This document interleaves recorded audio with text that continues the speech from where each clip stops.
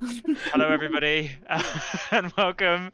We're D&D Boyband, now joined by Birds and Glitter, a group of friends that all like to play D&D Pretty Boys, because apparently it's not fantasy and everybody's hot, especially the NPCs. This is an original D&D campaign set in the critical role world of Exandria, taking place 10 years after the events of CR1. The group has made their way from Taldore across the Wildmount and now stand in the barbed fields on their way to the Arbor Exemplar. I'm Dungeon Master Jamie, and joining me tonight are the Spice Boys. First of all, let me introduce Clued as Rasha, Eski as Zug, Sai as Aku, Lauren as Roman, and Erin as Haydn. We are down Luke as Ascor, as his band is on tour, so best of luck with that, Luke. Busy being famous. Busy being famous. Before we begin, I don't think we have any announcements, other than Luke won't be here for 2 weeks, which is a shame. Single tier. Lots of tears. I miss him when he's not here. To get you all up to speed, last week was an entire combat session. The group had a very difficult and barely escaped with their lives. I think both Roman and Aku actually died, being brought back by Rasha and Aku respectively, and on top of banishing the Solar, killing Ezekiel, as well as Lord and Lady Bylan, a couple of other kind of squirm hounds, hags, members of the Aurora Watch. You all are standing there looking absolutely ragged. Some of you on your last legs, some of you barely able to stand. And on top of all of this, there are 500 rotting corpses laying on the ground that have been slightly destroyed by blade barriers and negative energy, but that Haydn used the wand to summon. To specify, they're skeletons, so there's ain't no rotten happening here. It's clean bone. Very important. 500 skeletons on the ground. You also have, as Zug, found a body for the entity in the ring. A green-robed, heavily kind of disfigured and scarred on one side downwards, has appeared. A woman has appeared, has healed Zug, and so far has said very little to all of you, as you all have taken some time to recover and get ready. So, Spice Boys, I believe you had just killed Ezekiel Gaunt at the end of the last session as he'd reappeared from the banish spell. I'll throw it back to you as Ezekiel's head lands next to Ascor, as each of you, rather than pushing him over, killed him where he stood. Spice Boys. Of course. What are you doing?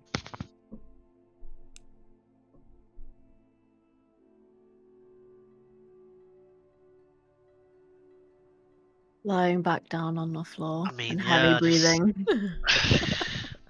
Just having a sit. Rasha gingerly looks at the floor and cannot find a clean space to sit where there are no corpses, and chooses to stand, wringing his hands ever so slightly. He looks at the lady. She looks like a lady, right? Yeah, I can make her a bit bigger on the thing. You are. Who are you? I don't know if I can fight any more people, so you really have to leave because, I think you're done. You're very bemused kind of look and kind of cocks her head to one side. Well, I suppose our deal has been fulfilled. Leave if you wish. The nice lady. How did you get out the ring? I believe you placed me on one of their fingers, or to that effect. Close enough. He kind of stares at his ring. What does the ring look like? Is it like glowing? It just looks the same now. Just the same? Now it's just a ring of mind shielding. Okay, so it doesn't look any different. Oh. He just kind of puzzled. Look at the ring. Look back. Looks at the ring again. Looks back at her. Just keeps going back and forth between these two things. Seemingly more and more puzzled each time. Wait, this is the nice lady, like the dragon one. Yeah, the one in the. He looks at the ring again. In the ring. Oh She no. was. Until a moment ago. What's the vibe check on the lady, Jamie? Please make an insight check. Right, good. Oh god, that's a 3 for a total of 12. Okay. Quiet confidence is what is radiating from this I should just creature. despair slightly because confidence is never a good thing, and he looks away and just runs his hand through his slightly bloody or blood matted hair at this point. Oh. Zug, and she kind of walks over and puts her hand and kind of puts it against your face. I'm very grateful. Thank you. You're welcome. I guess I totally intended to do that. Laughs a little bit. But thank I you. think it's. You all look like you've been through quite a lot. Yes. Yeah, I had a really difficult childhood, yes.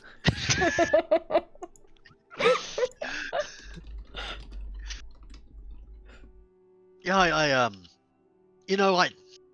dare to say, I don't think we quite had control of the situation at some points. It was it was a bit dangerous. At some points, we didn't have control of that at like any of the points. All of the points were bad points. I mean, I don't know. I passed out at one point.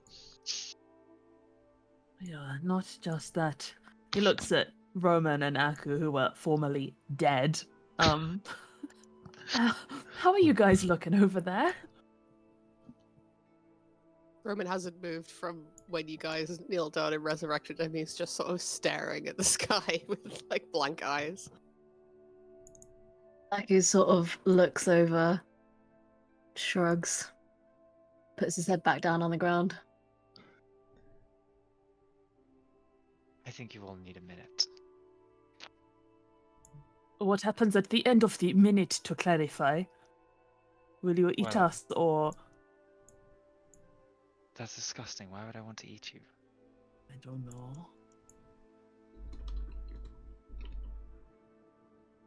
You all need a moment, and I need a moment. And kind of green energy kind of crackles between her hands to figure out what I can do in this form and what I can't.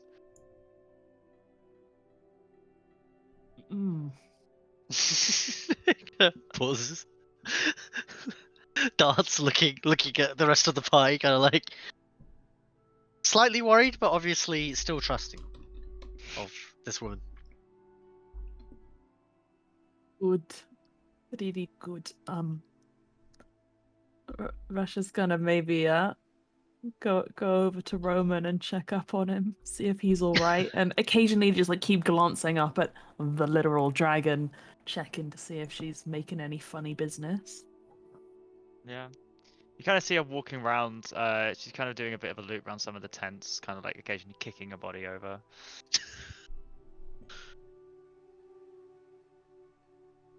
Should be good friends with Ghost then. Doug just it's kind of like following her around a bit, just a few paces behind her.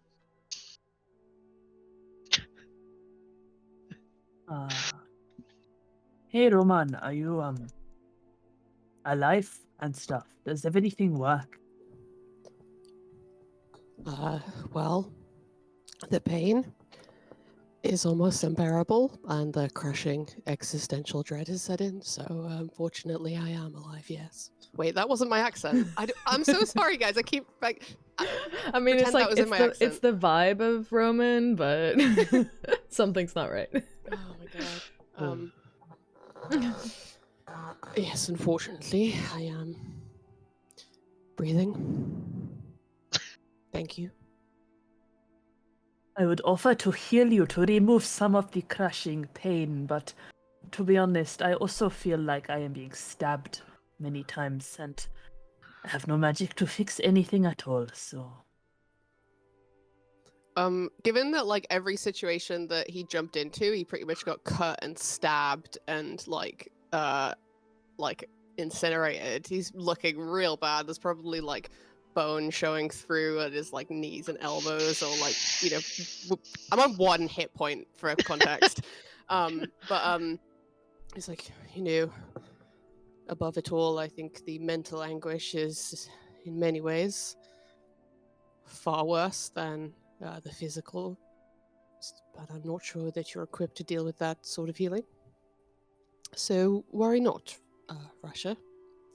Concentrate on getting yourself back on your feet. Oh, I cannot stand up anymore. I am so done. Hmm. He kind of maybe looks down at his own hands, which are probably like rinsed to the bone and cuts everywhere. And Well, you know, if we are... Not that we can get much more unlucky, but if we are, then at least there is something of a horrible lining that your friend Haydn will probably use the powers he took from Orcus and raise us as part of his evil army and trample all over my city instead of the cultists of Zahir. So, lots to look forward to. to be honest, I think that the dragon might just kill us first. So, you know, they're actually... Dragon! He sort of like sits up, like, tries to sit up, but like chokes. I don't see a dragon. the woman, you know, she has just kicked a dead man. That one. He like points to her in a tent. There wasn't a woman with us before. I think she is the you know who from Zag's ring. You know, the one who wants to steal bodies. And... Oh, so when I said it probably couldn't get worse, I was completely wrong. Oh, you Brilliant. said you are totally right. There is so much to look forward to, and this is just one part of the fun we are having today. Fun, yes. Fun, the great fun. This is just the kind of fun that I experienced in the Far Realms. Brilliant. Yeah, but speaking of Hayden, where is Hayden at the moment? I, after kind of standing still after you guys all beat the shit out of what's his face, I started to poke around the tents to see if there's any goodies left around. I'm doing a wee investigation check. A wee little investigation check. May I perception check the battlefield as well to look for Hayden, and if I happen to see any good shit, then oh no. Okay, go for it. 24 is my investigation check. 24. A little bit low for me, to be honest. In the tents, you find several things that presumably people didn't have time to put on before the fight. In Lord and Lady Byron's tent, you find a couple of items that immediately pique your interest. One is a incredibly well-made, intricate gold weave design of 2 pairs of kind of they seem like armlets that will go around the arm, and they're all bound together. Secondly, you find a kind of incredibly heavy tome that seems to be like gold bound and thicker than the others. And sorry, no, it's silver bound. Sorry. But the front of it, the pages seem incredibly old, but like the front and the thing look like they've never even been touched. The front of it there's very kind of delicate silver wording, which I don't think you're able to read. You're able to read Celestial. No. And purple gems set into it. You also find in the kind of the in that tent as well, a set of incredibly heavy silver gauntlets that have kind of gold filigree kind of finishing them off here, as well as what seem to be like 2 ogre faces on each of the kind of forearm pauldrons. Cool. And that's just in the first tent, or is that me after me investigating like all the tents? That's you investigating Lord and Lady Byron's tent. You go into the Aurora Watches, and there's there's gold and there's kind of equipment, but nothing that kind of jumps out to you as magical as you would look at that. Looking around. How much gold, Jamie? I do take it all. So in the Aurora Woods, it's not much. It's probably about 50. Normally, 50? Byron, you also only find about 200-300. They don't seem to have been carrying with. Is it 200 or 300? This is very important, Jamie. We are at a loss right now. This party. 250. Wait, 250 including the No, there's 300 overall. 300 overall. Okay, good. All right. Anything else?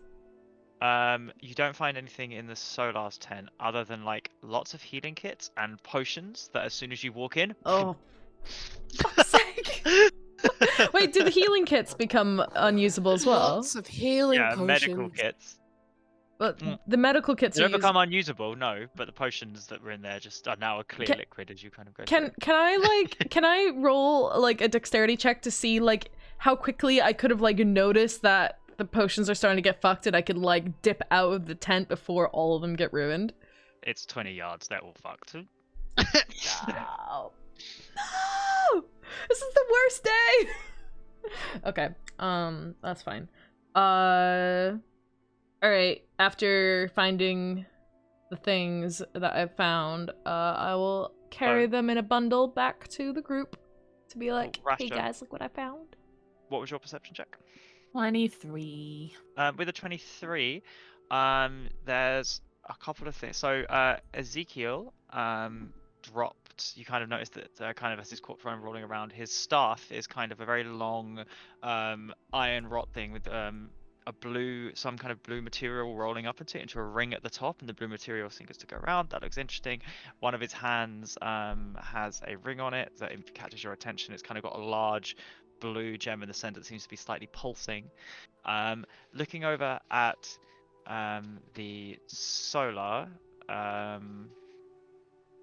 sorry, where is it? You see that he has dropped a small. There's not much actually left of him. Whatever sword is gone, kind of got evaporated. His bow's gone. Most of the clothing he was wearing. But sorry. Does that mean he's naked? He's not. Is he naked, hot? No, there's no body left. We've established he was hot. He's so hot, he melted. I thought we established Ezekiel was not hot. No, we're No, talking about the Ezekiel. solar. Ezekiel's not hot. The solar is. Hamiel Oh, it's is fine, don't hot. worry. I Was decapitated Ezekiel. We don't have to worry about him. Yeah. I mean, like, the solar was literally chiseled out of stone, so... On there's a very large and, like, you kind of... Even you can appreciate the artistry here, but it's a scarab made out of kind of the gold on the outside and gems kind of forming this, like, black onyx forming the center. And Ooh. How's Well, I guess we'll gather. How is everyone gathered up right now? Is everyone kind of near each other, or are the groups kind of separated at the moment? so I think the lady is kind of walking around with Zug falling behind, and she's kind of absentmindedly kind of inspecting the Solar's tent and some of the kits at the moment. Okay, well, I will get back to the rest of the group then, sans Zug, and and just drop this pile of stuff that I found on the ground. Carefully, mind, but it's heavy. And I'm like, I found these. I don't know if maybe we should probably take them or something. Also, I found all this money, and I dole out 50 gold each to everyone. Well, we are so rich now. Oh my lord. Whatever happens, we should Wait. probably look at moving on soon before the wild magic storms start stirring up. Yeah. Oh shit. Yeah, that's a good shout. Is there anywhere that's safe near here, or? I suppose you weren't paying attention, just like you weren't paying attention when we said, don't touch the wand. We'll try and get rid of it at the earliest possible convenience. But maybe you mistook that for, use the wand, draw upon the power of Orcus, become an evil avatar of undeath in front of all of our eyes. He just, like, spits out blood. Yeah, that's not what we said. Yeah, we really didn't say that. You should do that. A reminder, it is like this is the middle of the night, so you've got the flames kind of going around, but and like this area is pretty like lit up, but looking around at the barb fields, there's no light anywhere else for a long way. There's no way we are going to be able to move anywhere or make ourselves safe. Normally I would carve a hole in the earth, but I can barely even, I don't know, like make little lights or something. I cannot do silly things. Cannot hide us. Haydn completely ignores the Orcus comments from Roman and just loops back on the original comment of finding somewhere to sleep. And he says, well, if this place isn't any less or more dangerous than anywhere else in the barbed fields, none of you really look like you're in a condition to be getting on a moorbounder right now, so maybe we just set up camp here. Yes, among the fields of the dead. I suppose they are so off-putting that probably the monsters of the above fields will at least give us a berth. Given, you know. He looks around at the 500 dead people plus in our immediate vicinity. Well, yeah, given that.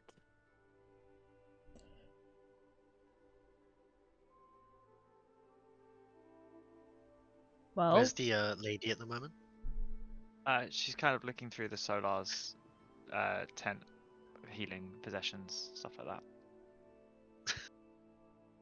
that. Those of you, are you kind of close with? He's Zug's like a couple of meters behind, maybe. You probably hear like kind of. It's kind of like muttering he kind of limping a little bit while following, like because he's pretty injured. You probably hear a couple of like curses and like useless. What's this for? Are you I thought Solar was here would have some things on diseases. Are you looking for something? Trying to buzz around. Oh, you're still following me. He's got a big smile on his face.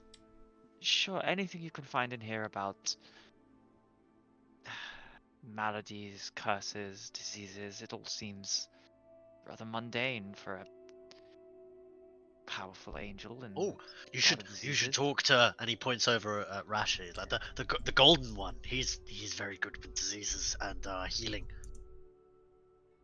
I fear that my malediction, and she kind of puts it, maybe slightly beyond his capabilities. Oh, he can bring people back from the dead. He's very good. You should go ask. That is not what I require. It's something I've already experienced, and yet it persists, no matter what I do. Oh, that sounds bad. Yeah, so any help, much appreciated, although I think you might struggle. Yes. Oh, okay. And he just carries on standing there looking at her. A bit like a dog that just like. Yeah.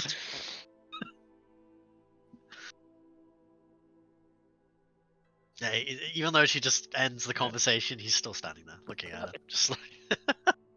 I love Zug so much. It looks like he's making no effort. He's got no interest in leaving or coming any closer. He's just waiting. Rest of you, what are you up to?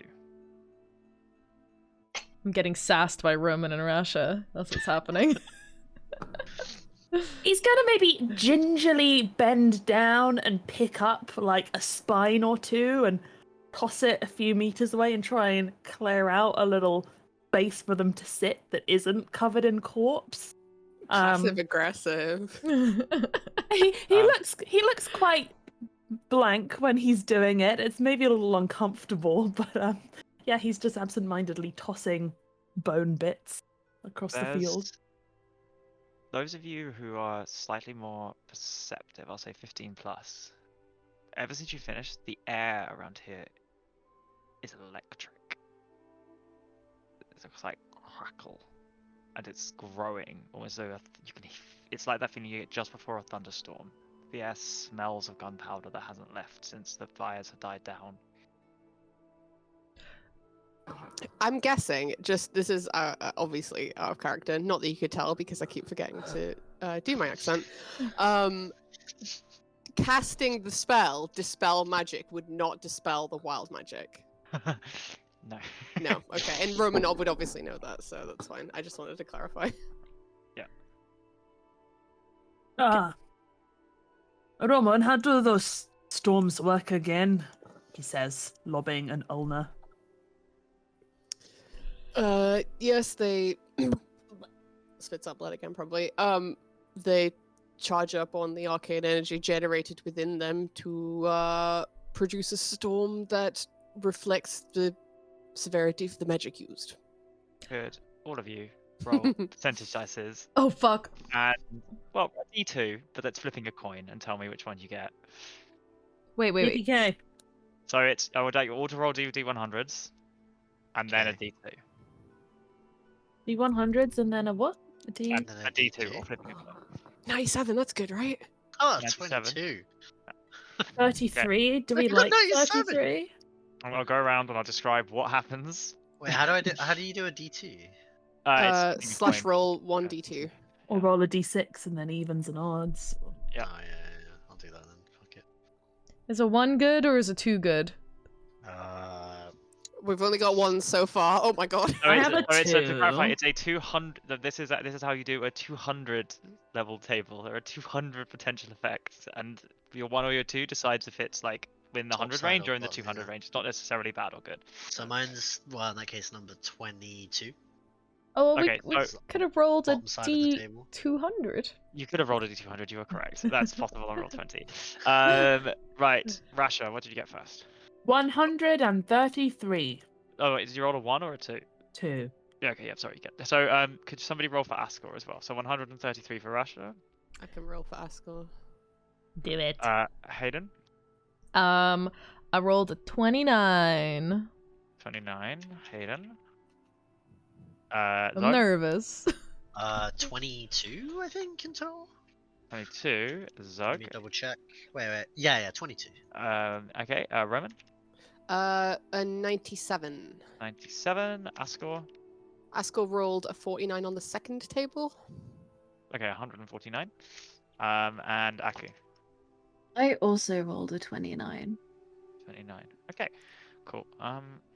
Let's see what each of those effects do. Oh wait, I'm so sorry. I lied. I read Aku's score. I actually rolled a 23. Okay, cool. Okay, so we'll start with, we'll go up. So 22 for Zug. Those of you who kind of standing near Zug, you kind of feel the energy kind of fall into Zug, pulse outwards, and each of you feels a little bit kind of somehow imbued. This magic is like charged out. The first initial shock is good. It is 5 temporary HP to everybody. Yes. Thank you. Wait, sorry. What did you say? Repeat that? So you gain 5 temporary HP. However, Great. this energy seems to coalesce around Haydn. As Haydn kind of breathes it in, it's always affected, and the magic crackling around Haydn seems to use it as a lightning rod to fire into the ground, and the energy pulses out from Haydn. Everybody is set to half their original HP totals. Wait, So you Whatever all we are healed were. to half Wait, of your max. wait, what? We're just healed to half of our maximum HP. Yep. That's that one. so that's great if you're low HP, but that's shite if you're high HP, right? No Well, I one's just- high HP. So I set to just half get their original. 65 HP. I just get Oh. healed 65 HP. So sorry, the wording is that all combatants on the battlefield are set to half their original HP. So you can argue that as being half their total or half of what they are now. Yeah, so I understood that as you, because it's damage, you go half. down to half of what you're currently on. Yeah. There's no way an rolling- electric Okay. lightning bolt is gonna freaking heal me for like 50 HP. That's probably better. If you're on 1, you stay at 1. Everybody else, you lose half of your current HP. Okay, I mean, I lose half of my temporary hit points. Yes. Sad. That's probably a better interpretation So of I'm that. down to 17 HP. Oh yeah, 9 wait. HP. Wait, How- does that? Uh, Yeah. how does that work for the affect temporary hit points? They count as your totals. So I half my temporary HP. Okay, in that case, Okay. I've never had temp HP, so yikes. I wasn't sure. I think like you temp HP, you take that first, Yeah. and Yeah, then yeah. you go down So it's like on top of it. That was like 5 points of damage. okay. That kind of energy, you all kind of watch as the energy coalesces around Aku. There's like a very nasty kind of shade that seems to almost go into the ground, and the black mist kind of pours out, envelops each of you. Everybody has -2 on all dice rolls until the end of your next long rest. Oh my god. Thank you, Jamie. Sorry.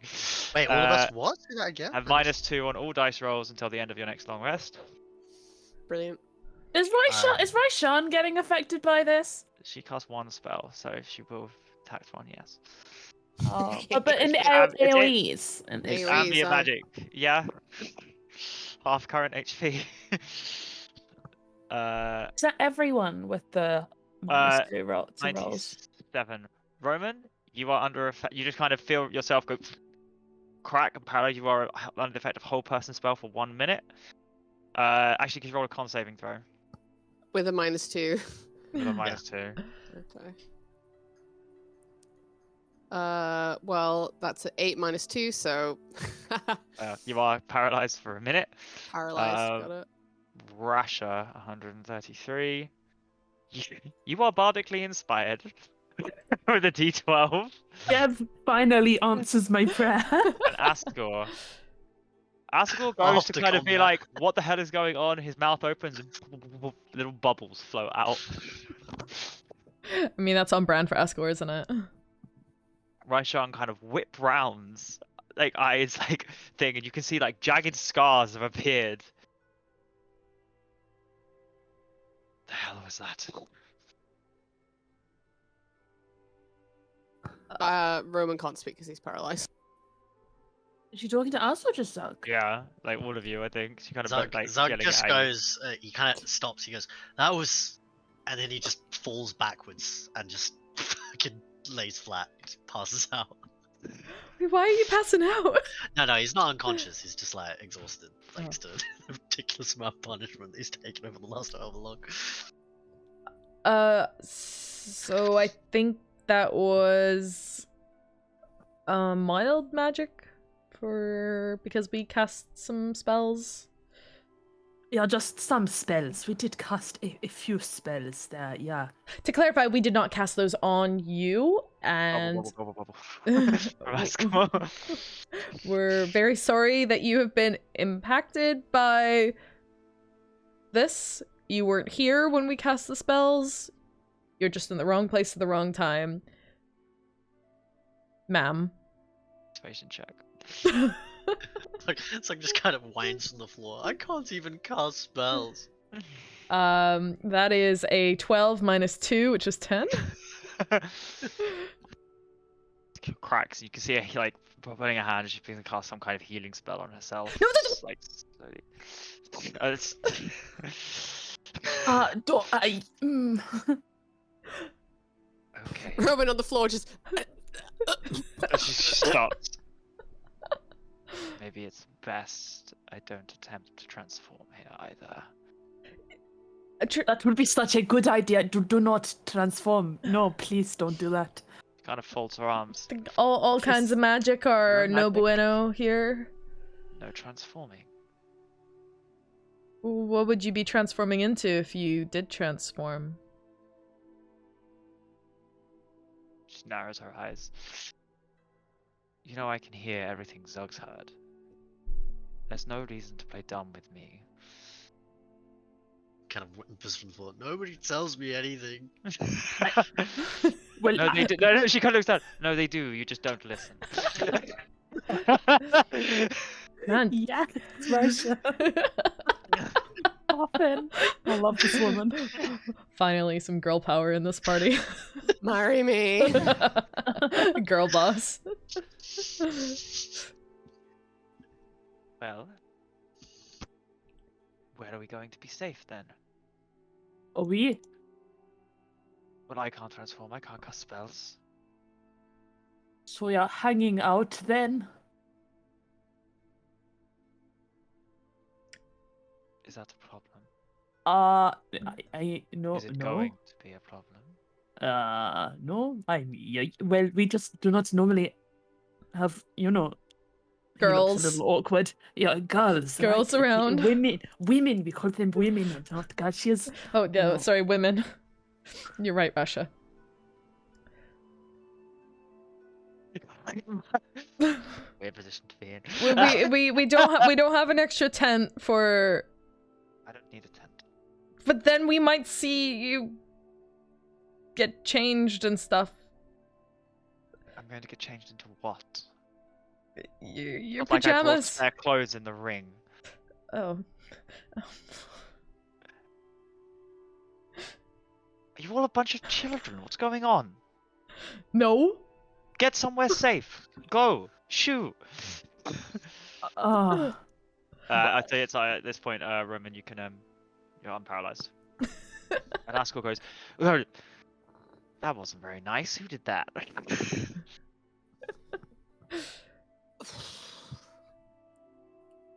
Look, we can't leave this damsel in distress. this woman is a dragon. Like. Yes, don't you ought to know. have some more respect, Askell. What's your tone? Once was, maybe not anymore. I don't know if I can even try. So, are you safer with or without me? Right now. Definitely without. Well, I don't know. She did the healing magic, maybe. She did Yeah, help can Zug you- out. Yeah, can you do more of that? Because Roman is like, I'm No, not we I can supposed see to. his Do femur. not touch me. When? not I can, supposed to do I can any see your magic. femur though, Roman. This It is- is, It's just a flesh wound. it is cracked. It's fine. I can walk. No, I it is poking out. With Fine. your very high perception, Rasha, you notice that Zug is quietly snoring on the floor.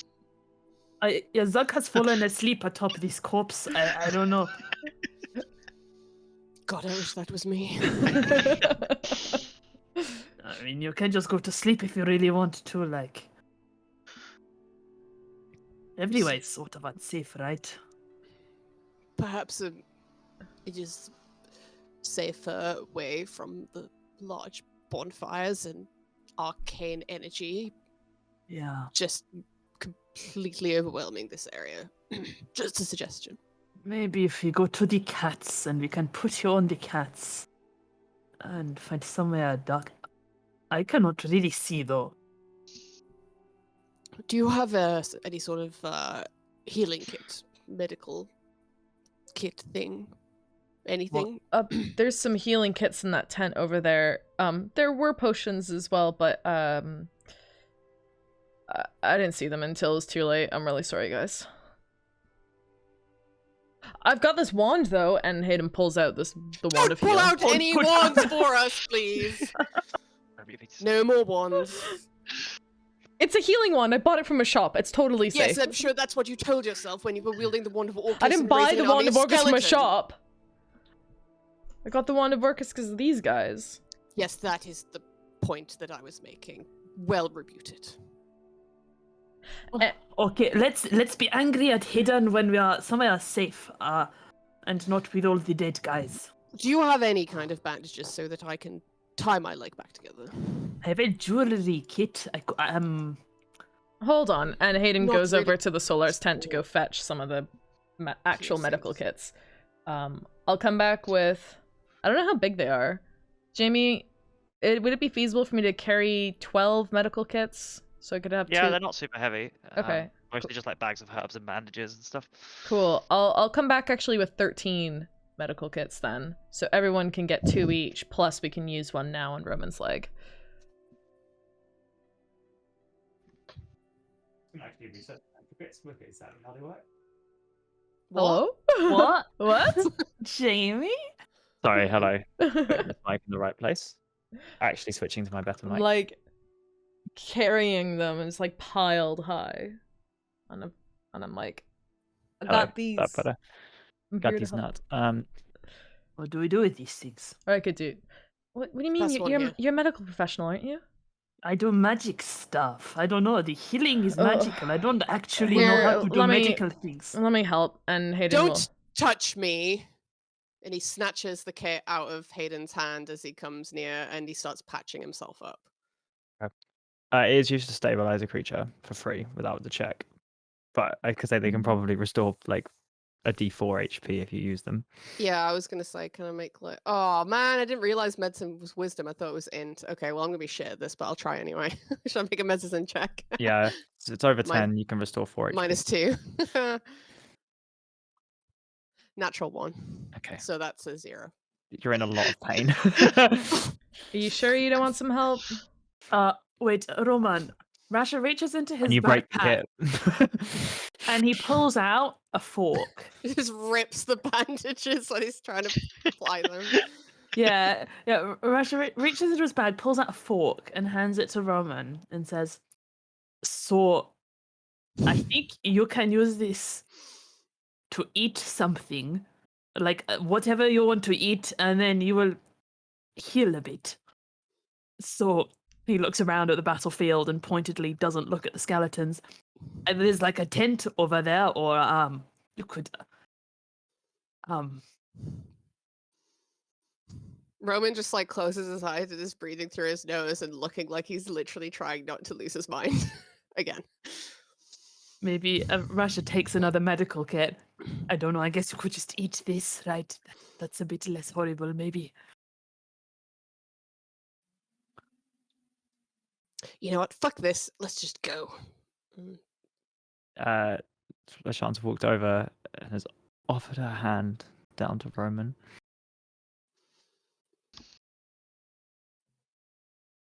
No, thank you. And he'll just get up by himself and start walking back towards where the cats are. Wait, Hobbling off. Can I have my fork back? Yeah, probably. He didn't take the fork. He didn't take the fork. Oh, okay.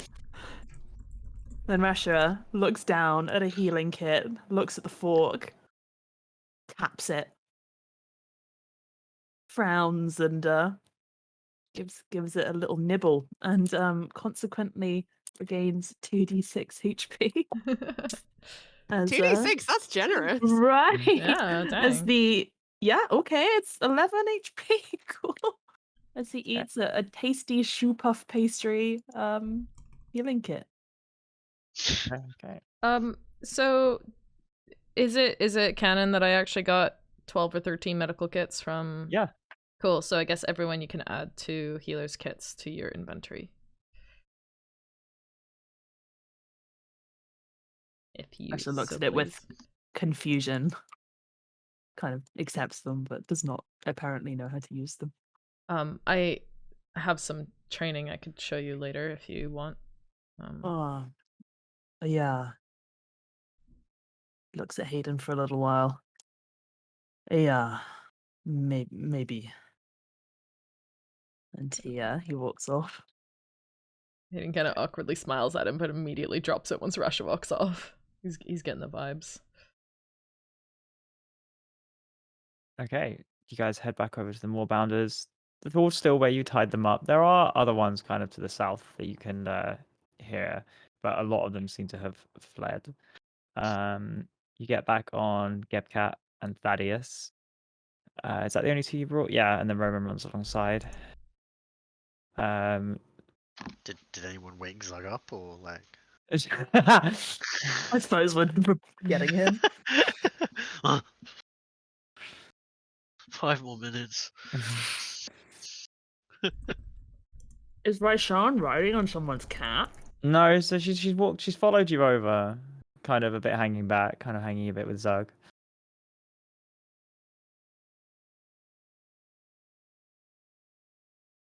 What's the plan then? How far are we trying to go?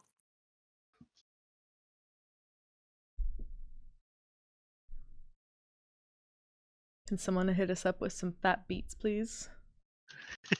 I'm struggling to get my Discord to load the music channel.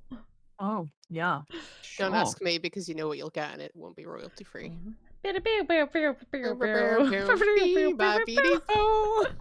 Provided 1 hour fantasy ambience music.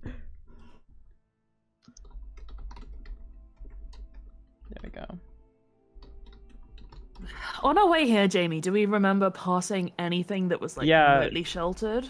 So you guys actually found somewhere to camp about an hour or 2 previously before deciding to catch up with the Zahir people. So if you wanted to return there, you can try.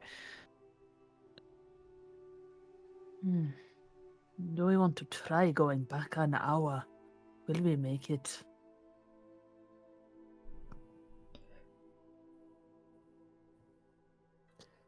We do not make it if we stay here. Right. Which more bounder am I sitting on? Thaddeus, I believe. Oh, okay. Was I on Thaddeus last time? I think. I think so. so. I get the vibe Roman and Rasha don't want to sit with me. It's like I walk into the school cafeteria. They like move their trays over to like block my seat. Yeah, I'll get on Thaddeus. What's Aku doing? His steed is fell in the mighty battle.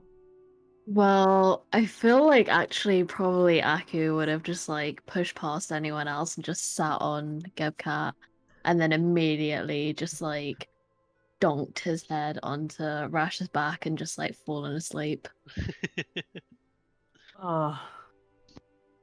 Maybe if you walk really slowly, he lowers his voice so he doesn't wake Aku up. Maybe we can, like, the cats can carry a bit more because they are not really pulling their weight because we are nearly dying and the cats are just, hanging out here, so. Gebcat looks back at you. Gebcat, Did you say I am this? talking about you, Gebcat, yes. Just threw shade on Gebcat. You are a really, really nice cat, but you are just standing here. It's like a low rumbling. Yeah, guys, I am talking to a cat. This is bad.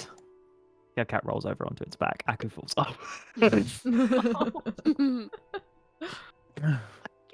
you're so bad. Stands back up and kind of does a big old shake. Looks at you, quite pleased with itself.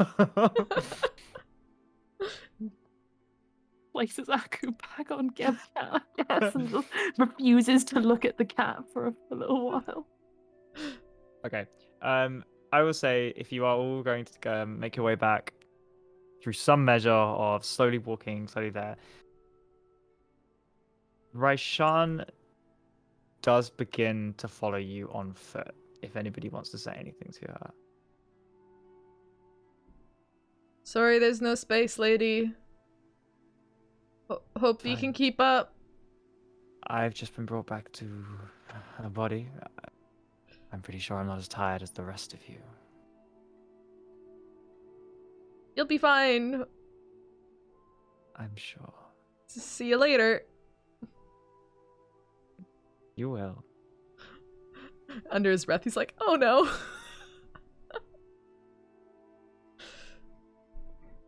If we're moving slowly, like, do we hear or see anything off in the distance in the barb fields? Make perception checks. Any more night stalkers hanging out? We're not that far in. It's Oh, -2. No, such a you're not killer. that far in. ooh. That's 28. 28. There are off in the distance. You see those kind of shadowy, bird-like things far in the distance, but they seem to be keeping a fairly wide berth, at least for now. Whatever magic was expelled by the solar and whatever magic held in the air, it's still got that crackle throughout it. You get the sense that you're not super far into the barb field. This isn't a normal area that things come to, and the magical effects were extreme even for here.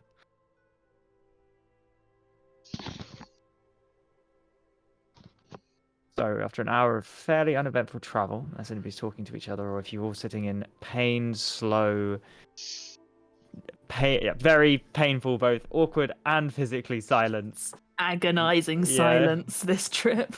Yeah. You return to your original camping location. A couple of the tents like half set up as you kind of mulled the decision and ran off. And I'll say that you will slowly begin to set up your tents. And any roleplay that then happens. Pretty sure the only things I'm gonna do is pass out. Well, I don't know, guys. I'll Does help. anyone- no, Haydn, you talk. What? Yeah. I'm just gonna help Zug and Asgore set up their tents. And he kind of So scuttles just off to go do that. Rolled out a bedroll. There's just slept on it. There's no tent. There's just an unopened tent next to him. Okay, well, Yeah, he'll Roman doesn't even wait to unroll the bedroll. He just finds like a nice stone and sits cross-legged on it and just starts his meditation trance. Okay. Hayden. I will Asgore kind of very much kind of collapse. Sorry, everyone kind of very much is similar to Zug. Is like kind of like sitting on a rock, half expecting someone to put the tent up for him, and it's just kind of put his hand like this and it's fallen asleep and is vaguely snoring. I guess I will set up Asgore's tent alone then. And then I'll give him a shove once it's ready. I'll let him. Took your damn time. You could have helped. What? Why would I do that? Such a dick. I want to talk, and he kind of lays down. I'm not the one everybody's giving the silent treatment. Yeah, well. Nothing I can do about that now, is there? I don't care. He turns over and falls asleep.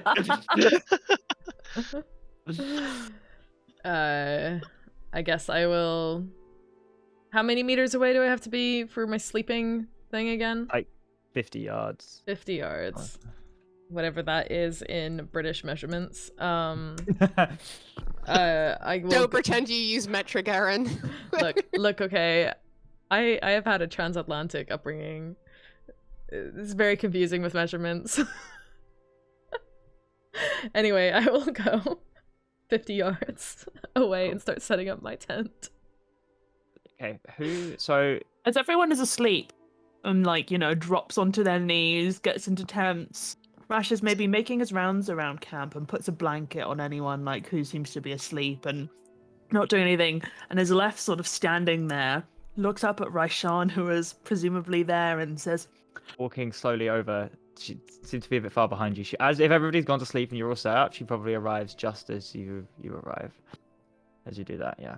So yeah, Roman's not asleep. He's Yeah, semi-conscious. Just Okay. For FYI's. The golden one, as Zug so put it. I'm actually grey. I just wear gold. I am not golden. But it's what you choose to embody, is it not? Yeah, it is Geb, the god of the golden forge and lord of the earth and ruler of things going gold. to ask about the symbols. Yeah, it is Geb. Your friend, the half-naked one. Which one is that?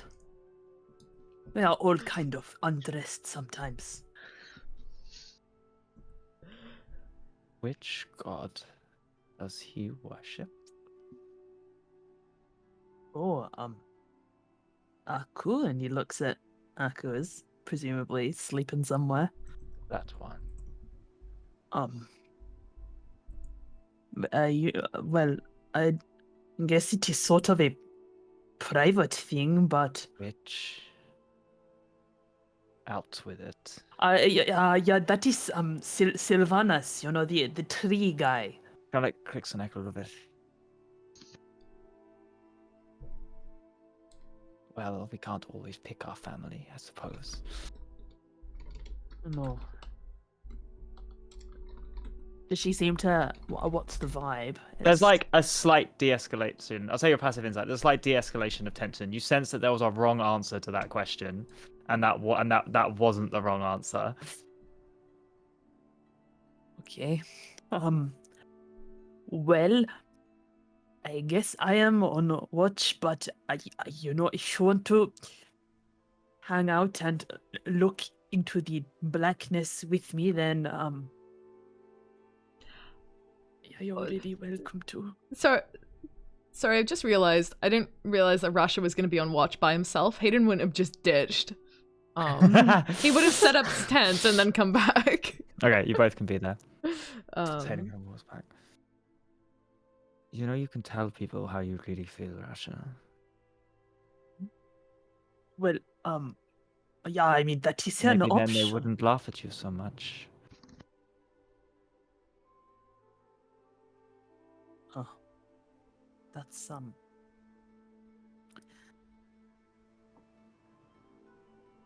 I don't know if that's something I really want to find out. Anyway, yeah. You can go to sleep, both of you. that's okay. We like to do the watch. It's a trust exercise. Yeah, we've kind of been burned by those, so we'll just stay up. Thanks.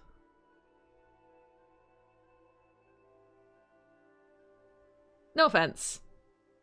You can use my tent if you want. I'm fine. Cool.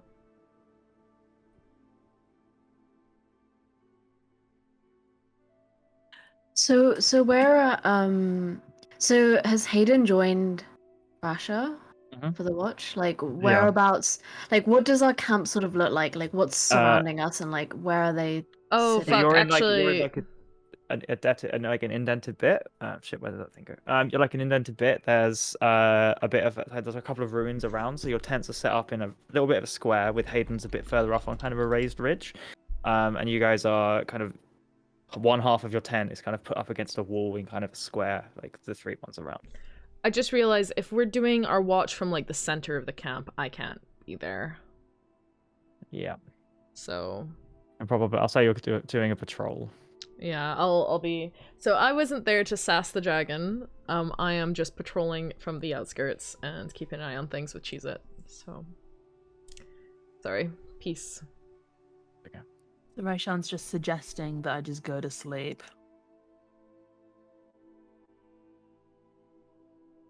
To be honest, it's probably really stupid to trust you, but... And it's not that I do, but frankly, I can't really do anything anyway about anything if anything happens, so... And like moves her head and neck in a very unnatural way for like a creature with a spine.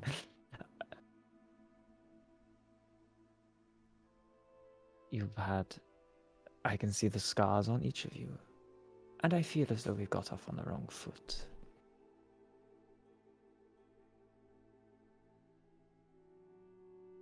Yeah.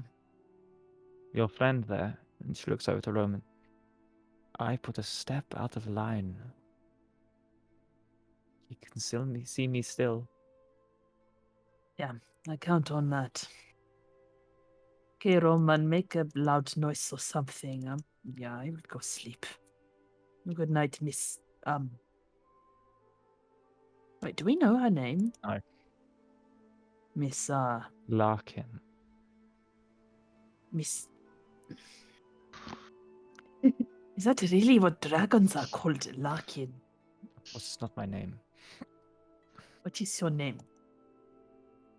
Raishan. Yeah, that is a bit more dragon-y, I guess. Yeah. Cool. I'm glad you like it. I didn't say I like it. See, I just did the thing you said I should do. Do you not like it? I don't dislike it. I don't really care. It's a name. Functional then. Not all the time. He smiles and looks down at his golden armor. Go to sleep, Rasha. Yeah. And he's gonna do one last scan, and if he catches sight of Hayden, maybe falls asleep. Nervously watching out for it. Yeah. Raishan will kind of walk to the edge of the camp. And kind of up where it dips, and kind of just stand there staring. Kind of doesn't go over to Hayden, but definitely gives you a look every now and then. Hayden's watching her. keeping an eye. Sus woman. She stands unnaturally still. If you just, if you're watching it, just unnaturally still for 10, 20, 30, an hour. When does sorry, yeah. After 4 hours, Roman gets up and will have had a long rest and starts walking around the perimeter and actively scouting. So, when does Haydn go to sleep, or do you not? I guess if Roman tags him out after 4 hours, then yeah. I'm going to assume those of you who aren't sleeping, those of you who are sleeping rather than meditating, you're out for like 10 hours, like you're all fucking knackered. Before Roman gets up, and before Haydn gets tagged in, Aku. It is playing on your mind as you drift off the scene of you and standing in front of that tree, ghosts standing there. So much so that you're thinking about it as you drift off. And you just can't help but feel as though you can begin to feel the wind across your face. You can feel the ground beneath your feet rather than you lying down. It's almost as if you're upright. And as you turn and look, Ghost's visage, that taunting smile, those glowing eyes now that don't even resemble the ones you first met, kind of the purple trails off them, the scars along the face, ever so slightly, that seem to have been some effect from the ritual. So he's kind of put his hand on the tree, smiling. And you turn round. And as you turn around looking, the sky above you is deep blue. It's not nighttime, wherever you are.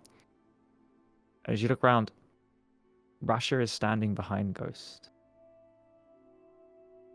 See their hands clasped.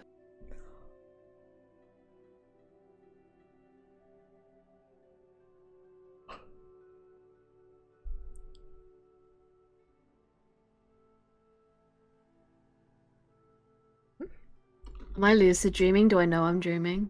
Or does it feel like I'm somewhere, actually somewhere else? So someone who's never dreamed, and all your dreams seem to have been some form of reality given what happened with Roman and the star and everything before, this will feel as real to you as anything you've ever experienced. Yeah, Aku's gonna like walk very quickly up to Rasha and grab his shoulder. Yeah. Kind of grab it and it feels cold. Like Rasha's armor is often ever so slightly warm, kind of combination of the forge, the faith, and just the exertion, but it's almost freezing cold to touch. And there's no reaction from Rasha, but Ghost's kind of watching you.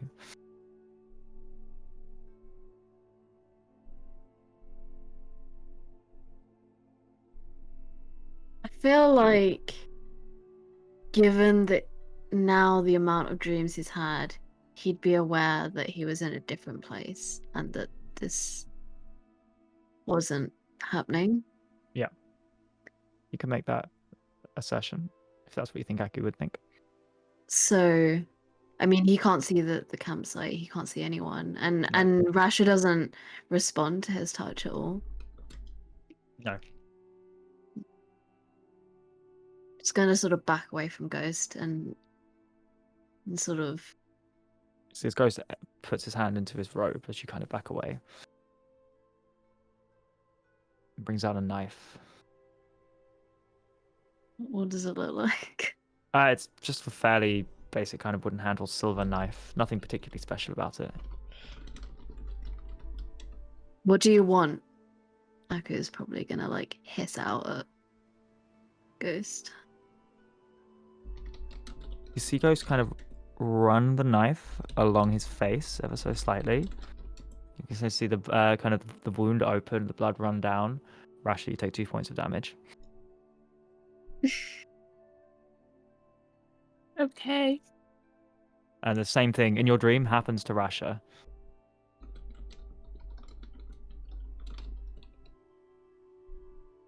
Wait, Rasha actually took 2 points of damage? Did Ghost respond? Like, did he say anything? Does he... Ghost is just smiling. But then you see he kind of puts his hand on the tree. And this is the tree that earlier you saw it was rotting. And you saw that kind of there was a part of the bark that had kind of gone in it. It reminded you of something. It reminded you of when Lanharath was in pain and his waist was rotting. And that was what was on the tree. Aku is just gonna full body launch himself at Ghost. Okay. Are you attacking? Are you grappling? Oh, What are you doing? No. Yeah, attacking. Okay. Your spear appears in your hand. Could you make an attack roll for me? Not with his Oh, with spear. your spear, with a fist. He- Okay. He's just running at Ghost, with the intention of pushing him over and winding him, not stabbing him. Okay. Ghost has literally just cut his face, and it's happened to Rasha. He's not gonna try and maim him. Okay.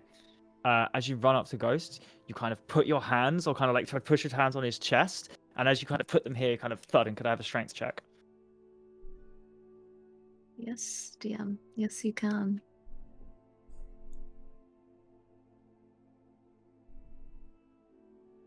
Wait, do I still have -2? Yes.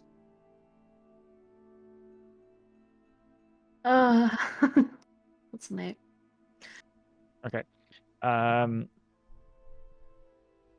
As you kind of run forward, you kind of push your hands onto Ghost's chest, but it kind of gives way almost a little bit, almost as if you feel like you must have done something. You must be breaking ribs. You must be pushing in. There's kind of cracking, but then it feels like you're kind of pushing your hand into jelly, and then your hands kind of feel wet and thing, and it's just almost and kind of pushed in. But then Ghost's clothed and skin are reforming round, and it's suddenly your hands are trapped in Ghost's chest. He's just gonna very quickly just try and push him away and get his hands back. He's just As you're kind of fighting. pushing and struggling. Ghost is holding the tree, it's immovable, and Ghost just looks at you and smiles. You're going to give me your people, Rasha. No, Rasha, fucking. You're going to give me your people, Aku. You'll see when you get here. And he kind of puts his hand directly on your head, and you feel like a burning mark there. And you wake up covered in sweat. You look over at Rasha, who's sitting next to you, and you see that same cut on Rasha's face. My fucking god. And there's a ringing pain in your ear that kind of focalizes almost to a point. It's just a point of pain almost buried in your head, and it numbs ever so slowly over time, but you can almost still feel it. And if you think about it, you can feel it. And it seems to kind of, as you kind of move your head, it just stays in the same place, fixed, pointing to the north. And somehow, even though you don't know how on earth you could possibly know this, you know that Ghost is about 32 miles to the north. Wait, I know that. I know he's literally the amount of how far exactly he is away. And which direction? Oh god.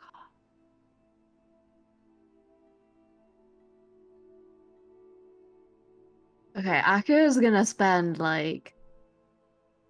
probably at least an hour just looking at Rasha, looking at Roman, lying down, literally just covered in sweat. His muscles are just tense to shit. And just literally just lie there. So Roman's doing patrols at the moment. If he looked at Aku, is he awake and looking ill? Yeah, so as Aku bolts upright, you just see completely pale, covered in sweat, what's coming through, whatever leather he's wearing.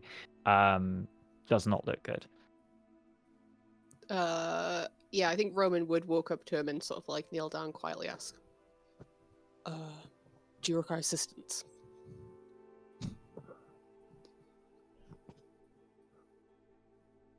Aku kind of makes eye contact and then sort of looks away, and you kind of think that he's probably just going to ignore you because that's generally something that he does. But whilst he's still kind of looking sort of towards the north, you hear inside your head,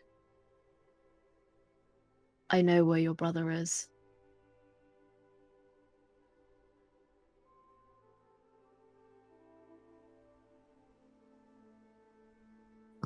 Roman just sort of like nods.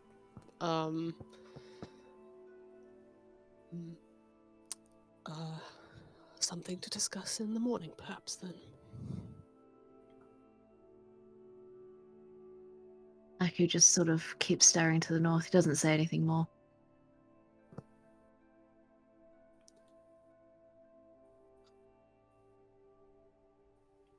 The dreams you're having. Perhaps there is some way that we can work to protect you from them. As Roman says that, Aku actually just sort of sits up quite quickly and turns his whole body towards Roman and says, "Protect me. Why would I need protection?" And he kind of looks over at Rasha and goes, I don't think anyone realizes how much danger Rasha is in at the moment. It is certainly difficult to give the proper attention to everybody who is in mortal peril right now, as that stacks up to most people in this group. I understand that Rasha is indeed in some line of harm from my brother, but I don't believe that it is any immediate danger, that not the same immediate danger that we face from certain other things. Yes, well, certain people brought it on themselves, didn't they?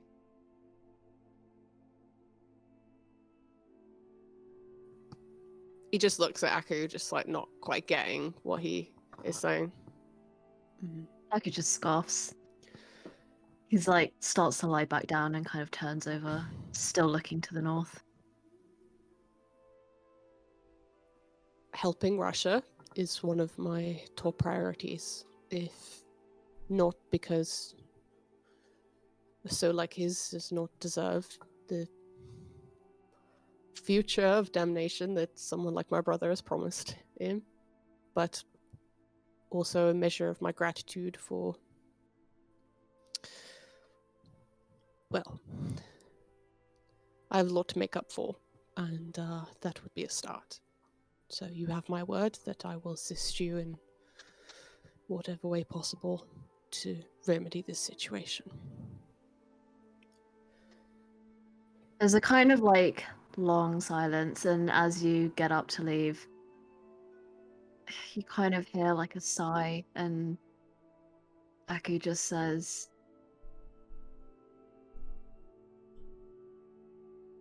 "Thank you. I like you a lot better than your brother." And rolls over. Yeah, as Roman walks away, he actually laughs, possibly for the first time, and only Aku is around to hear it. And he sort of whispers to himself, if Aku is there to hear, he's just like, you know, you would be the first person ever to say that, so thank you. Oh. And continues his patrol. Oh my god.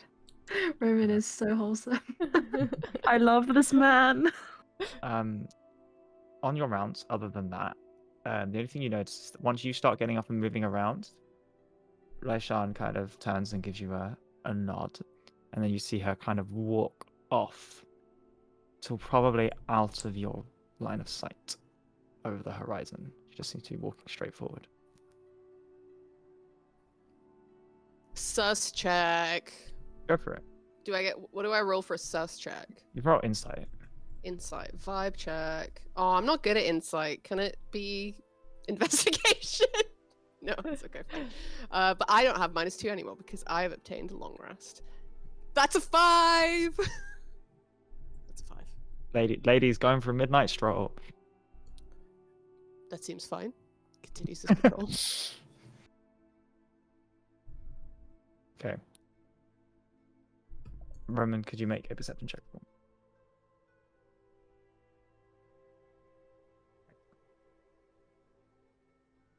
Sorry, I just gotta roll these on Roll20 rather than D&D Beyond because for some reason, no matter what situation, it always gives me disadvantage. That's a natural 20 for a 25.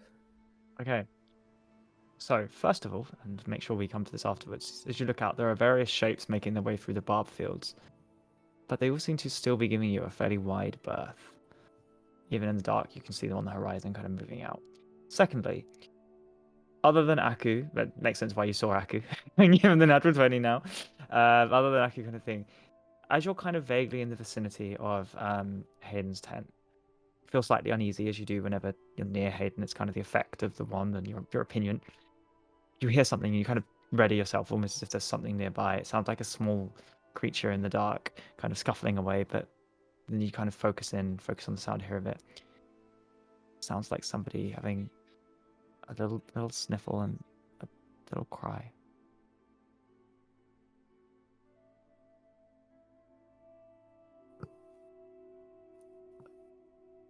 He just continues on his patrol.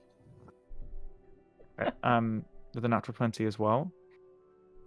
Off in the distance, for the faintest second, over the sound of kind of the everything else and kind of the silence of the field kind of cascading through, you hear what sounds like large wings taking a couple of flaps, and then it's all quiet again.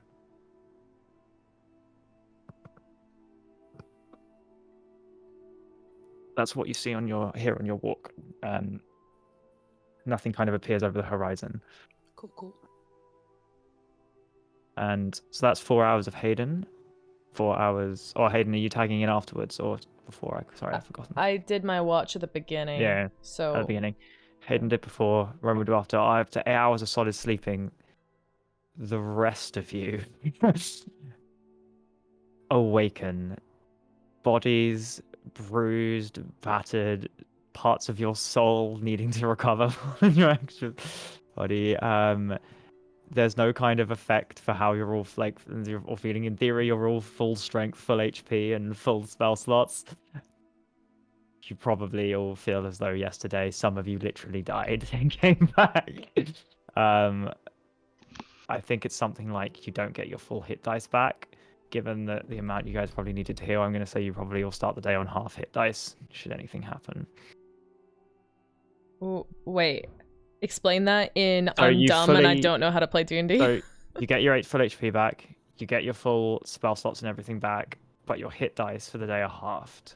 Oh, okay, so So if we you- take you- a short you can't rest, read- we've got less hit dice to choose from. To try to heal back from, yeah. Okay, cool. So I think there's some rule about if you've used all your hit dice, which you guys would have done in your short rest, in your long rest to heal, or the short rest before the long rest, however it worked, you don't get them all back if straight away. It's something you only recover half your hit dice on a long rest, basically. cool. It's one of the rules that's very How does rarely that work used. as a multi-class? Because I could just choose to take half of my hit dice off my wizard ones. Yeah, true. You take half of both.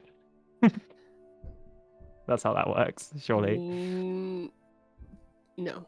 Okay, so I'll just like take a short rest in D&D Beyond basically and expend those hit dice, I think. Kind of, yeah, basically. Cool. Yeah, basically that's the best way to do it, I think. Alright, done. I just Yeah. did the same. And you all kind of, kind of not comfortable sleeping, slowly but surely rouse yourself, probably to the sounds of Askel snoring. Rasha, you wake up and kind of you feel quite odd, and you kind of put your hand to your face, and you feel like the red, they're very faint, still wet feeling, and the scab and the scar left by something during the night. Although maybe you can't tell too much given all the other scars you have at the moment. Definitely doesn't think anything of it. Yeah. And you all wake up and you can see like Roman is still like kind of patrolling, but as Roman notices you, I presume you'll walk back over.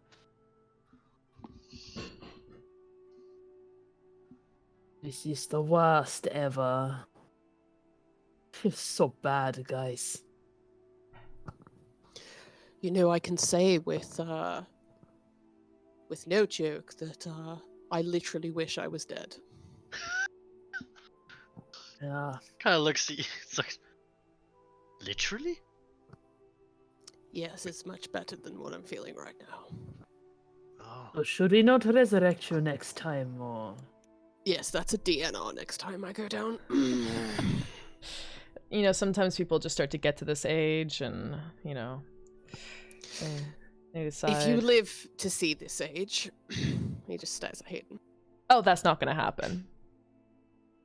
No, not the way you're carrying on with this wand. Certainly not. No, but And I mean, actually it's physically not possible for me to be as old as you are. And since you brought it up, actually, What did I bring up? How old you are? you need to unattune to this wand immediately. I didn't bring that up at all. No, I did. I've decided I want to talk about it. Okay, I want to have breakfast first. So, and Hayden starts pulling, he starts going into his bag. Breakfast? And he pulls out a frying pan. Oh, breakfast is a great idea. I'm so hungry. Does Roman do anything when Hayden starts going for his bag? He sort of just like looks annoyed, like he's dealt with this exact behavior for like the last 30 years of his life with his brother. Real talk, if you use the fork to eat the Wand of Orcus, what happens? Oh my god. The answer has been here all along. I just slowly consume the Wand of Orcus and become Orcus. Just fear. It's like don't. Actual it's like hacks. fear the meme character. Fear the meme item. Like. So I'm gonna take out the magical frying pan.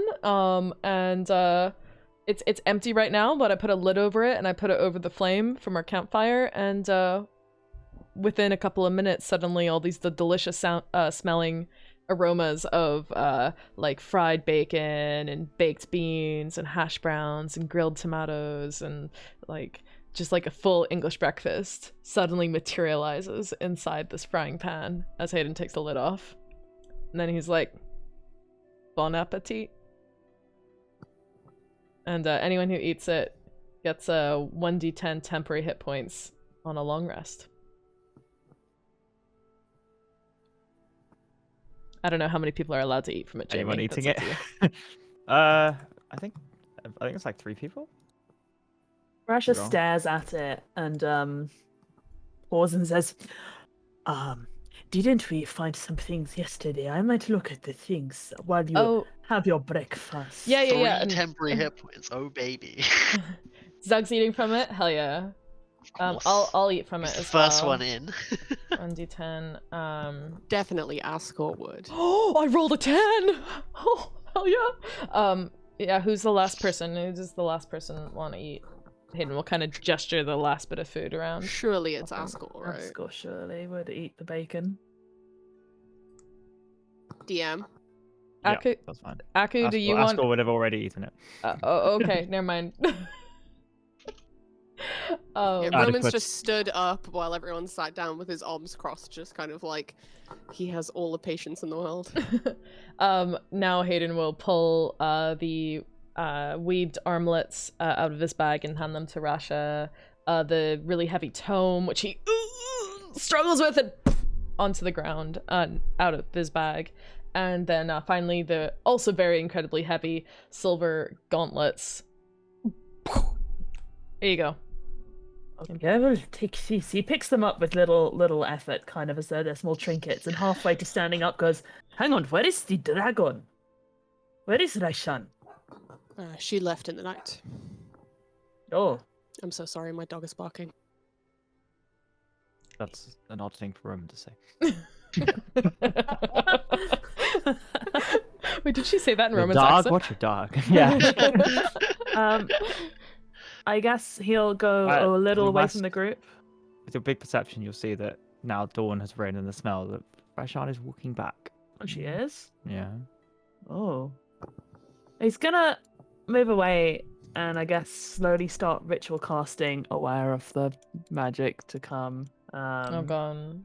So I'm gonna ritual cast identify on everything, including like the Solar's scarab, Ezekiel's staff, his ring, all of that shit. So like 6 or 7 of them.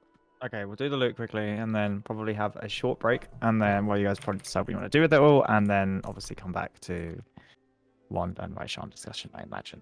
So the staff is a staff of thunder and lightning. Can be wielded as a +2 quarterstaff, and with a bunch of properties that you can use either to make a lightning strike, thunder strike, thunderclap. It's basically got a bunch of cool thunder and lightning effects on it. The braces are braces of defense. You have a ring of free action, which basically makes you immune to paralyze and something else, I think, and also means you ignore difficult terrain. You have the Scarab of Protection, which gives you advantage on saving throws against spells and also specific protection against necromantic magic. You also have Gauntlets of Ogre Power, which set your strength to 19. And the Tome of Clear Thought, which increases your intellect by 2 if you spend a certain amount of time reading it within a certain given period of time. Okay. Cool. Sorry, what was the scarab again? Scarab of Protection. What was the gauntlets called? Gauntlets of Ogre Power. Sets it to 19, right? Was there something else? There was gauntlets of ogre. What did you say before the scarab? So the Scarab, the Gauntlets of Ogre Power, the Tome of Clear Thought, the Braces of Defense, the Ring of Free Action, and the Staff of Lightning and Thunder. Does the tome take you over 20? Yes.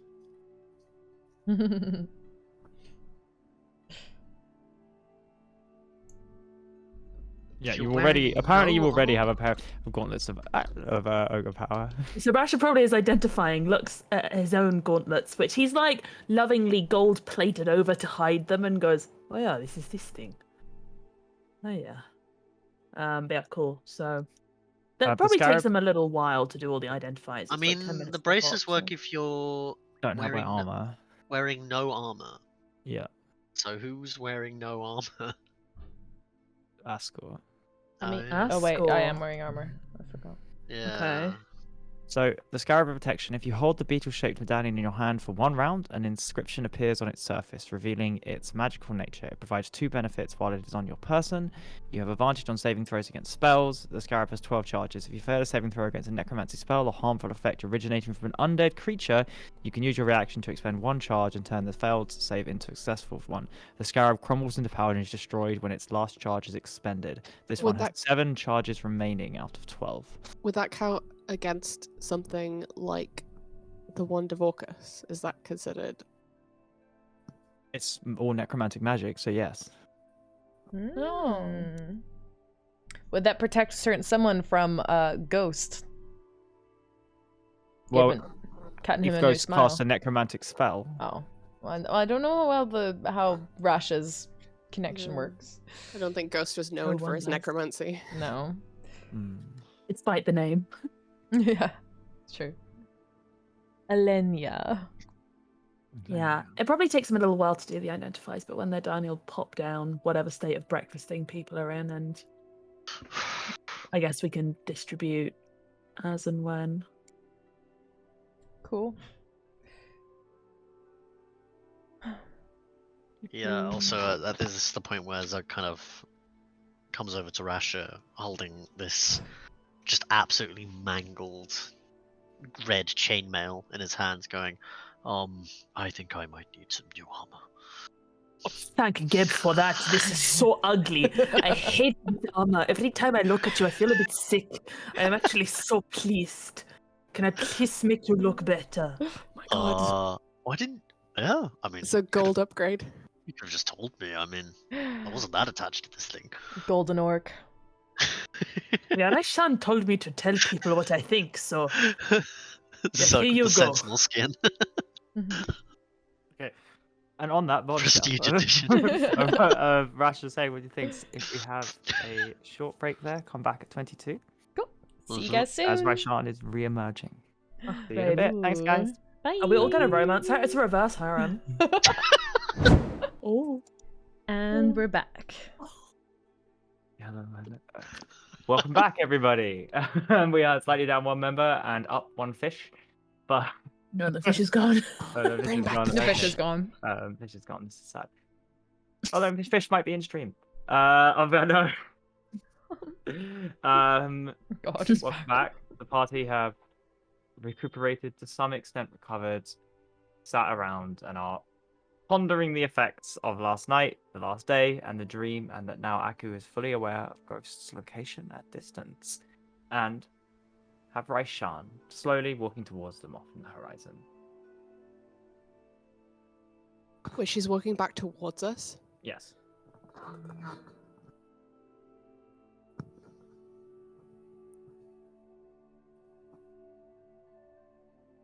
So, where are we in the state of affairs? Like, has breakfast is breakfast done? Is Now you're in the identify middle of done? eating. I'd say that actually during the process of finishing about eating second breakfast, all of breakfast? you, and identify, and like the fact you're all doing things a lot more slowly, the fact you're all in pain and achy, I'll say you all sat in a fairly awkward silence while Rasha identified everything and slowly ate breakfast, and here you are now. So, Roman still stood with his arms crossed like this.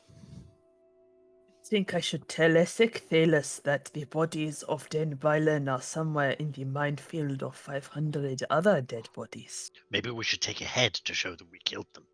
Oh, we really need to take heads. What? No, Were you that guys? will not be necessary. Were you told to go kill these guys by? Wait, were we? Well, I told What? Essek Thalos he was bad at his job. Why would you take That he- someone's head? That's fucked up. I mean, So I can ours? talk to them. I mean, when we Um, had bounties on people's heads in Emon, people would bring Aren't the they head as proof that we circumcised? killed them. Huh? What was that, Jamie? Aren't they circumcised? Ascor says. Oh yeah, they Um, constipated. Oh, yeah, they are We are castrated. out of the range of the nearest beacon. Oh, So they're dead then. Dead. That Ezekiel guy went all like green and, wispy. I don't know. yeah, he's extra dead. Or undead. I don't know. But I don't know. Shall we tell Essek that they are not going to be arriving in Basosan because we dealt with them? But then if we tell him we dealt with them, we sort of have to explain all the dead people. I can offer a full report to the Aurora Watch upon our return to Rasona. They arrest us again. No, I don't want to go to prison again. we will not be arrested, nor will we be going back to the prison. Oh, that is one problem, I guess. But if we bring their heads, maybe we won't go. last time you detached someone's head from their body, Zug, you ended up in prison. Oh yeah. But was that because I didn't bring the head with me? I don't really know how Rasona's customs work. Truly a Yes. confusing place. I don't know, maybe... Do we want to ask them anything? Because I can do that.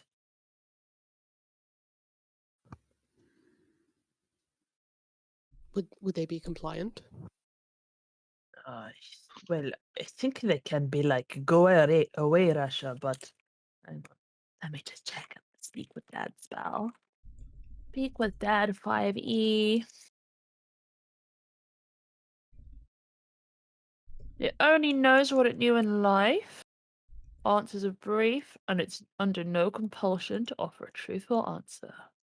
So, yeah, I guess they would probably just lie to us.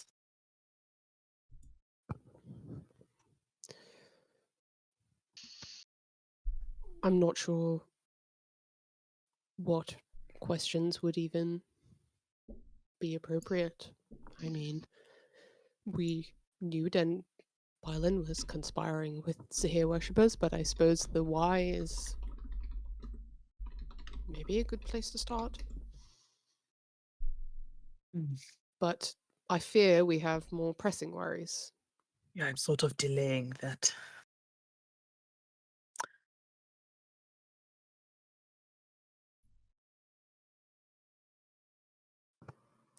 Roman's just staring at Haydn. Can we not have this conversation when this weird dragon lady's walking towards us? Come on. Hey guys, I put the ring on again. Is this one bad too? And he shows off the ring of free action. Oh, He's just worried. that one is good, Zach. Ah, It's good. fine. Yes. Maybe don't talk about it. The weird dragon lady approaching, says Ascor.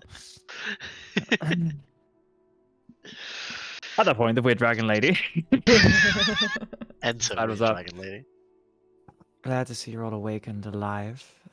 Touch and go for a bit there. I didn't kill any of you in your sleep. Rasha? I was going to ask if you scratched my face, but that would be so weird if you did that, so... No, I didn't scratch your face. Oh. But I did my own testing. I'll be fine without you. But you all Goodbye, have then. my gratitude. You really are untrusting. I have You done blame us, really. nothing. Well, no, I saw everything with Elenia. I have done nothing but protect you multiple times. This one, she kind of cups Zug's chin a little bit. Oh. Oh. A new ship just dropped. Fragile little mind would have turned on each of you one by one. It's a little deadly up close, aren't you? He just smiles. Well, Oh, that it tickles. protection's gone now, but I suppose you all think it's for the best. You might be right. For what it's worth, I have no problem with you accompanying us, but your presence here seems to hinder the progress of what we're trying to achieve in the minds of the others, so Wait, what? Does it? it is what Why? it is. What's wrong with the nice lady?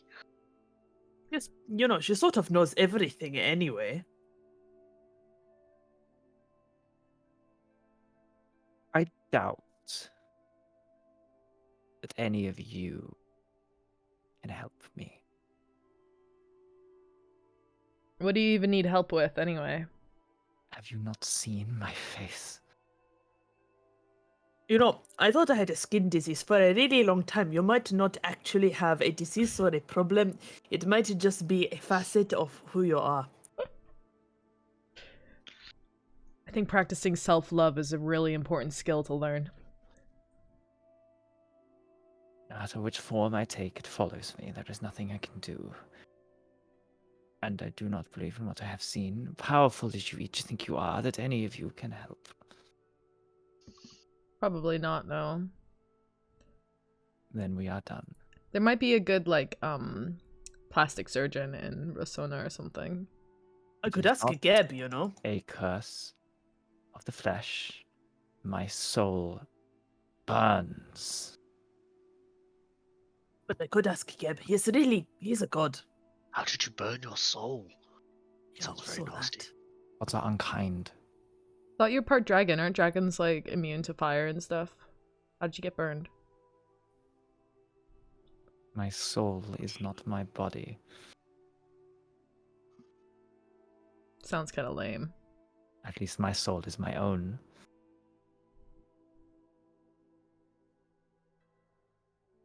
For the short time it has left. Who is she directing that comment at? You.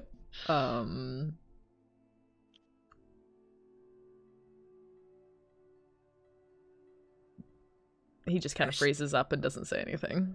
Yeah, he don't. She kind of got you with that one.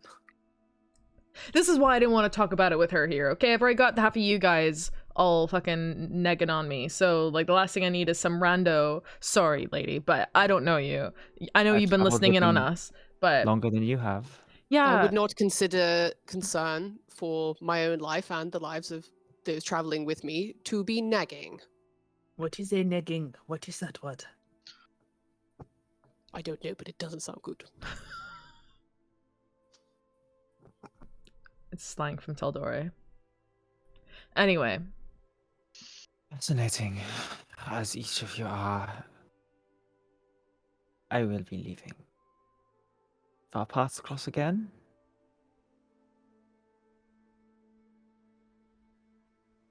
they won't, I suppose. But we can at least talk. If you find something you think that can help me, or if any of you think you can help me now, I'm sure of what you know of me, it can be of a great service. Yeah, How do we do that? Like I I can said, fly you to where you want to go for a start. I suppose the problem is you would have to take our assistance in credit.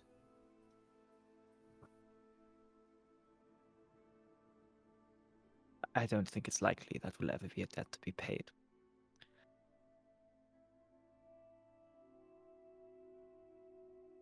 all I can do is ask Geb, but I don't know. Yeah.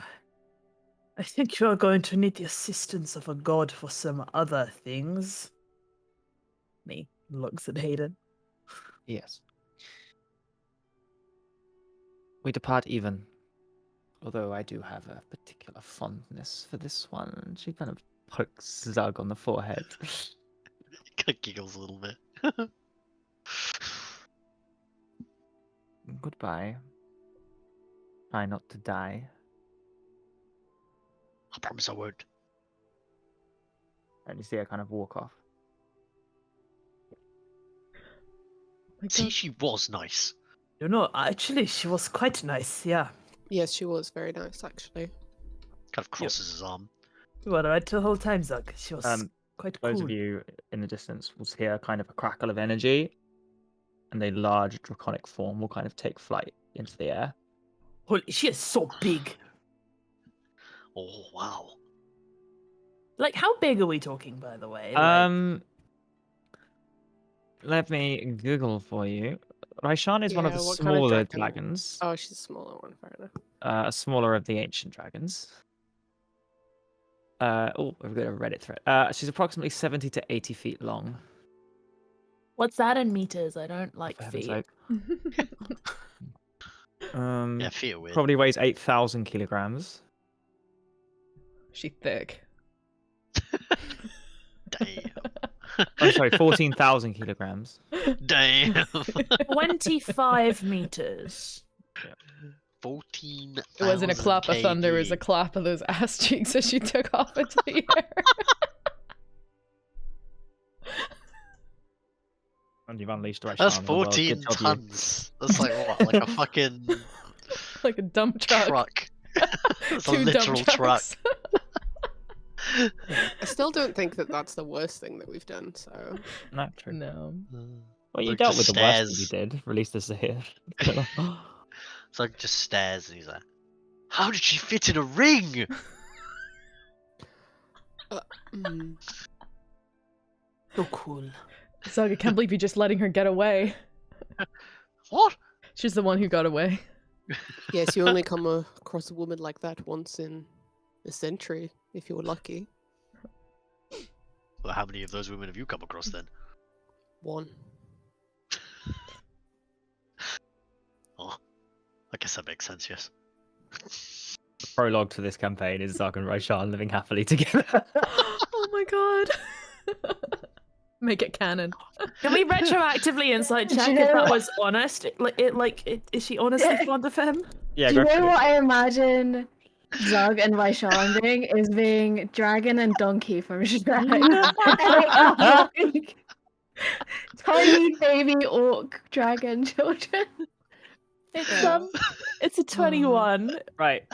So on a surface level, it's the way that a wolf might be friends with a rabbit. Or be fond of a rabbit. It's But a little bit strange further analogy. down. A little bit further down. In Zootopia, the fox and the rabbit got together, so is that the same? Mhm. But a little bit further down, I'm not a there's furry, an Not but very.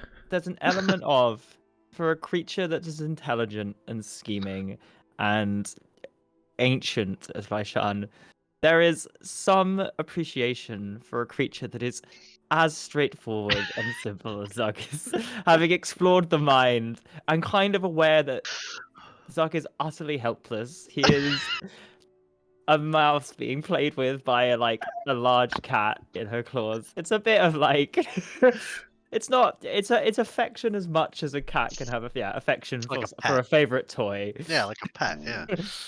I mean, we did confirm a while ago that Zug was the most eligible bachelor of the Spice Boys, Yeah. most likely to be husband material.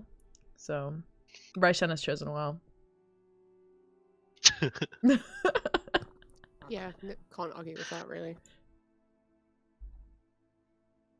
Okay. As she leaves, you will watch. Turn back. The awkward silence around the fireplace.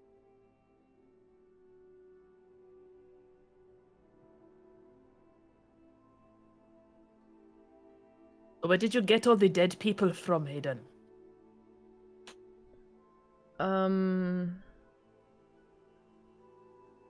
I think they came out of the ground. I don't actually know. I don't know where they just appeared. Well, they were just skeletons, so they must have been dead for a while, right? I don't know, were they? We are standing on the battlefield of the Calamity, where millions lost their lives thousands and thousands of years ago. Ripe for the picking for Masters of Undeath. Yeah. A bountiful harvest for a scion of Orcus. Your lucky day it was, Haydn.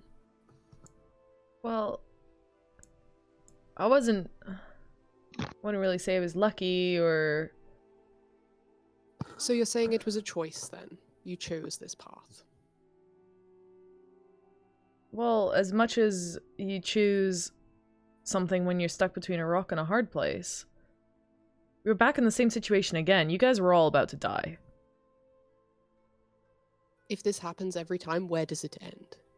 When do you stop to think about whether you should delve deeper into this? At what point do you think, well, raising the city will stop the party from dying for our own greater good?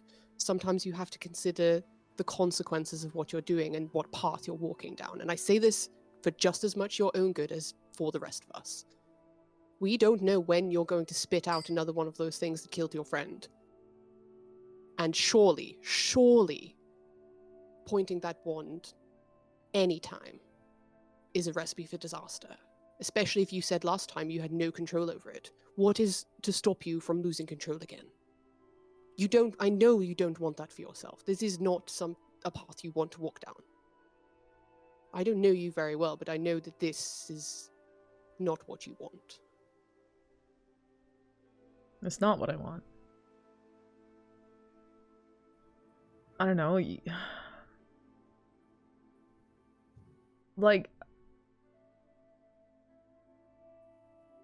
I don't know what else I could have done. In the situation, from what I could see, everyone was dropping like flies. It was basically like the encounter with Ghost all over again, and I was just scared that was gonna happen, and I don't know, I wasn't really even, I didn't even feel like I kind of knew what was happening, but it was just, I was just like, I just thought I needed to help, and it just happened, and I realize the way you're explaining this is trying to be comforting, but you wielding that sort of power and not knowing what you're doing is the opposite of comforting. Do you not see the point that I'm trying to bring to you right now. Yeah. You shouldn't have this choice. You should remove the option from the equation, whatever the cost. It's not worth it. Not in the long run, and you will pay for this kind of power. There is a balance to these things. But on the other hand, if I hadn't made that choice, then you wouldn't be here right now to tell me I was wrong. You don't know that, Haydn. You cannot retroactively. He thinks on that word and then nods, having gone over it again in his head. Justify your actions just because of outcome. We do not measure success in outcome. Listen, Yes. when we went into that battle, I told you all that we had a way to escape, that all we had to do was gather up on me and we could have gone back to Rosanna at any moment. And rather than even try that, the first response was to do that. I know you made a choice and you thought it was the right one. But every time you make that choice, you really risk making one that is so horribly wrong and misjudged. You did the best with what you had, what you thought was at your disposal, but you can make errors of judgment. And when your error of judgment might result in that many dead people, Aiden, I don't know. As Roman says, it's not something you should have to choose, or even be on your mind as an option. Well, I won't do it again then. Next time It's not enough. you guys are Said that all last about to time. die, I'll just let you die and I'll just walk away and say, oh well, there goes my only friends. Great. And you know what? If I'm to leave you with one final thing, there are fates worse than death, and what you have in your bag is a fate 1,000 times worse than death. I would rather die any day. Yeah, it's easy for Then be you to taken. say. You come from a city where you just come back to life after you die. Do I look like I've been present in that city for any time recently? Really? Do I look like I've been even present in this realm? In this dimension? You don't think my mind is haunted by things that I've seen? You think I want to go into that wand? Where it might be even worse than where I came from? Death would be a respite. And I would not wish any of what I've seen or what your friend Nadan is going through on anyone, not even my worst enemies, not even on Esicthalus. Not even on Esicthalus. Wow. There you go. It's Now, a hard decision, but it is one that you have to make. I think you're all getting your knickers in a twist over nothing. These good, evil. The wand is a tool. The world is full of tools. People You are one of tools. them. Yes, my father has often described me as a very useful tool. Yes, it's dangerous, and Nadan's death is regrettable, but one we're gonna fix, and this wand has saved us twice. But you should be restrained and monitored, but, I mean, explosives are used in construction all the time. I asked Luke what he thought about this. Explosives do not send people's souls to realms of undeath where they will suffer for eternity. Well, I've been suffering for my whole life so far, so it doesn't really make much difference. And what a short life that is and will be if you don't make this decision right now. Whatever suffering you think you're going through, Hayden, it is nothing compared to what we saw Nadan going through in that house. The shape his body was in, friend, it is not a comparison. Wasn't that being done by a group of hags and Zahir worshippers, though? That wasn't actually anything to do with the wand. We don't know what caused it, but it certainly just had his soul ripped out by the Wand of Orcus. Okay, fine. I won't use it again. You said that 2 days ago. Yesterday. Clearly, Well, I your mean it this word time. is not enough. Action is what needs to be done now. Well, I offered for one of you guys to carry it instead the other day, but you were all like, oh no, I don't want to touch it. So, what else do you want me to do? I want you to be helpless, Hayden. I mean, aren't we trying to get rid of the wand? That's what the one said, to clarify now. Yeah, I know. Asco got real sinister all of a sudden. Dang. Sorry, what did you say, Zug? I said, well, aren't we just getting rid of the wand? Like, now? So, we don't need to argue about it? There are days between now and the Arbor Exemplar, and we do not know what we will see there when we are trying to excavate the body of this Archmage. We will be in dangerous situations between now and then. Or maybe we get lucky and we're not in any dangerous situations and it's not really a problem at all. Yeah, or maybe the wand takes control of Haydn and he shoots one of us with the thing and we die. Here is Well- the thing, Asko, about your explosives. When we are mining, we set the charges, we control them inherently because they are just blocks of TNT. They go off sometimes. Liabilities. We have insurance for this. We have no insurance for the Wand We of have Orcus. those diamonds. Do you have insurance to save your soul from eternal damnation? Yes, cannot all of help. you. Diamonds. I I've seen you cannot- brought him back. You brought him back and him back. So why What haven't we are I saying brought is this does not Asko back? work. I cannot bring Nadan back. If I could have, I would have. That is the problem. If that wand kills somebody, I cannot do a thing about it. There is no insurance at all. And yeah, if your legs got blown off, then I could probably put them back on now, but cannot bring you back to life from that thing. Thought that it was like time. Been a long time since that. Is that not the way the spell works? I can do both. I can do immediate resurrection, and Agab has afforded me the power to do it up to 10 days later. I have quite a bit of leeway on time. Do we know destroying it isn't going to bring him back? No, it will maybe free his soul and give us a chance. There is no guarantee at all we can help him.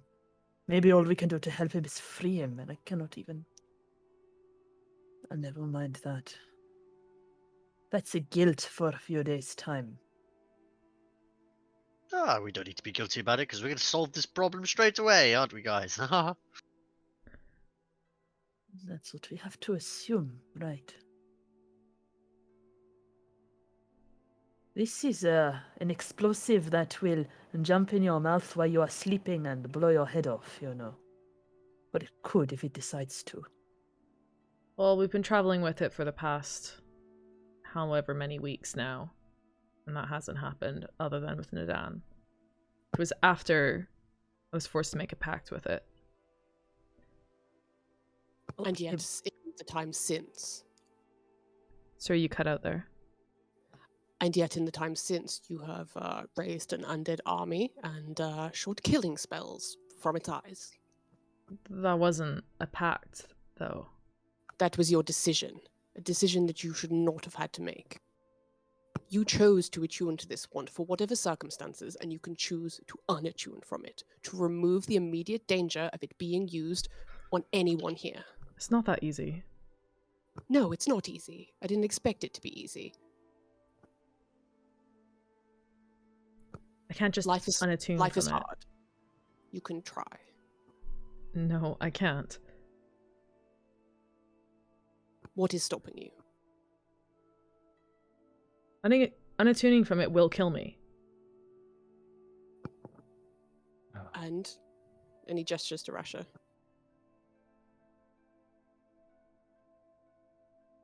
Would it actually? Or did it just tell you it would kill you? The first day after I attuned to it, I had I don't know, I guess a dream. It seemed really real, though. That I tried unattuning from it, and I died. I don't know. I don't really want to take that risk. Like, we were a couple days away from destroying it. Maybe we can destroy it without me having to unattune, and I don't have to take that risk. All I'm hearing is that you're willing to sacrifice our lives because you refuse to take this route. You can't have it both ways. I also, by using it, I chose to not sacrifice your lives. So either way, I'm fucking boned. Like... Then what have you got left to lose? My life. I don't want to die. I don't blame you for prioritizing your life above ours. That is fine. I would probably make the same choice, to be honest. Well, I don't know. It depends a bit. I wouldn't die for Asko, but maybe, yeah, okay, I might for some of you, but Crushes his arms. no offense. I mean, maybe a bit offense. It's a big ask. It is. We are just telling Haydn that he should just die because. Here is the thing. We do not know that I can definitely fix it in this context. We know if the soul, the killing of the wand is directly taking a soul, then I cannot fix it. We do not know how that works with unattunement. Also, the entire reason I attuned to it in the first place was because I got taken somewhere against my will, where the wand started being taken away from me by what seemed to be one of Orcus's followers or something like that. So, and when we were in the Feywild, everything was trying to get it as well. You know, It's only since I attuned to it that we've been left alone. So if I unattune from it, who knows how many creatures it's going to start attracting, everyone trying to come take it from us again. you know, I've asked this before, and I'm gonna ask it again. Why do we care if Orcus has his wand? He's had it all the time. He had it before. Is it the worst thing in the world if he just gets it back? You might eventually get it back if we're unable to destroy it. That is an outcome, not a particularly favorable one if we have anything to do with the odds. However, Nadan is in it now. That is why we care. and That's true. also, you say by your own words, Haydn, we are only a short while away from the Arbor Exemplar. The place of potentially being able to destroy it. Yeah. There's good odds for us to make it there before anything else finds it. And they would certainly have to come a long way to get through the barb fields towards us. Well, then, let me live my final 2 days on this earth. Like, it's, as you said, it's a short trip.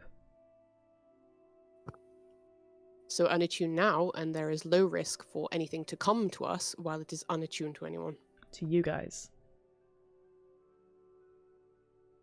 You do not know for certain that it will kill you. And you but it don't know for definitely certain that it will kill you. if you don't try.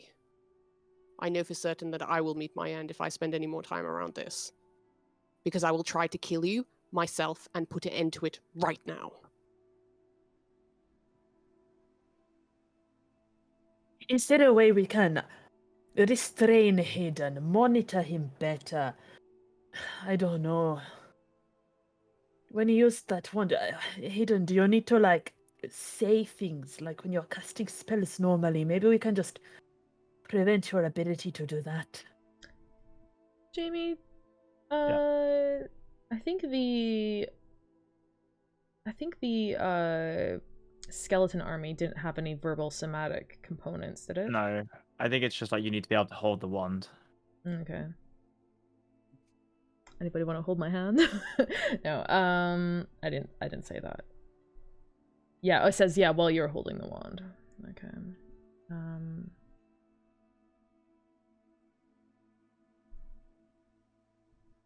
I mean, there's spells that I can cast with it that, you know, require me to utter phrases or do certain movements, but for the most part, I just need to have the wand actually in my hands to do anything, so... So there's not really a way to stop you then? Well, considering it literally apparated into my hand the other day. Even separating me from it doesn't seem to do much. In the circumstance where you have control, you can give your word never to use it again, as you did yesterday or the day before, which clearly Haydn is not a very lasting or firm promise. Or it is a circumstance where it controls you, and then we really are in trouble.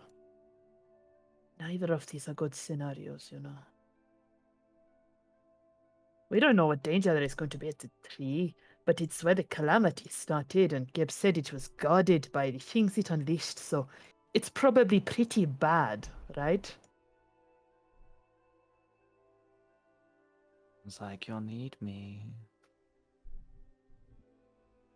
It's probably better to, have backup then. We are trying to tell you this is not a type of backup that anybody here wants. The I mean- Vox machines said they would help us if we could not do it ourselves. I do want to say that I feel like without the giant army of skeletons, we might have been in trouble yesterday.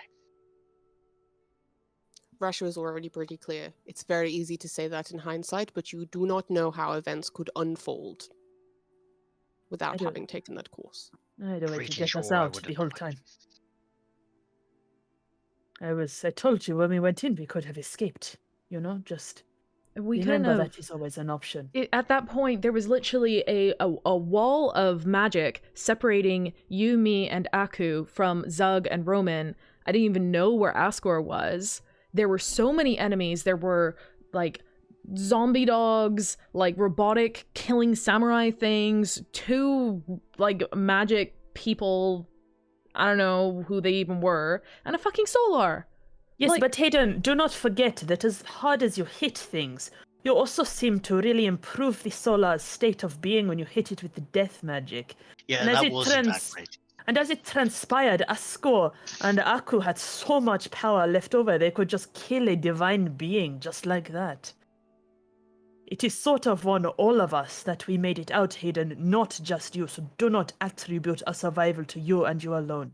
Because we all nearly died, and we all did everything we could. I wasn't Well, I suggesting mean, you that. all played your part, no matter how small. Yeah, okay, Asgore, good job. This guy. Just don't be too thankful to that thing too quickly, is what I'm saying, Haydn. I'm not thankful to it. But you are. Shut up, Asgore. That was the wand. No, I'm pretty sure it was Asgore. Was it? Nah. That was It the was one. both of them. Both of them. Asgore is In speaking as the unison. one. Hive mind. Try it, Hayden. Try to let me go. Show them.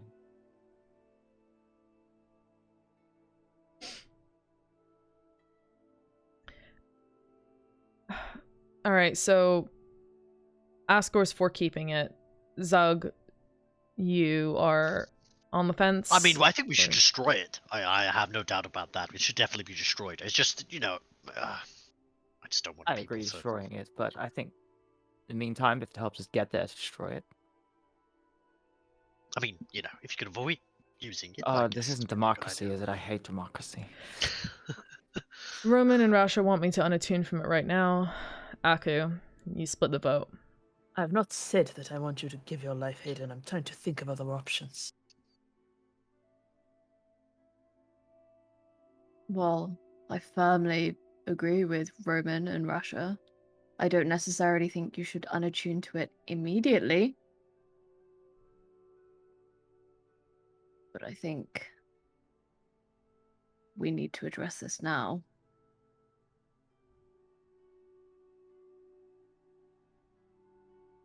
What can we do? Roman, your brain is kind of large. Is there an option outside of asking Haydn to give his life to unattune?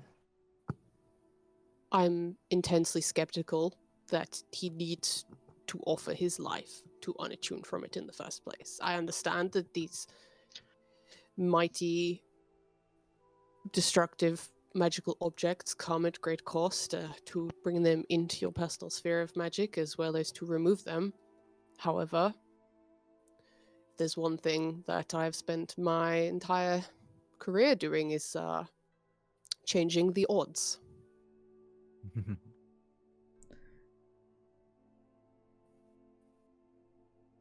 So I believe that Haydn should be unattuning from it as soon as he reasonably can. And it goes without saying, and he looks at Haydn, in case you mistake what I'm trying to tell you, that I will do whatever is within my power to assist you in getting through this without seeing you harmed.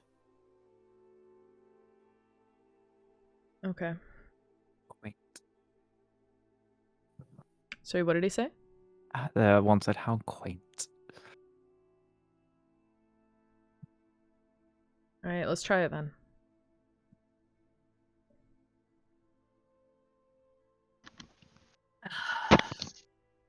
And another group of people put themselves before you, Haydn.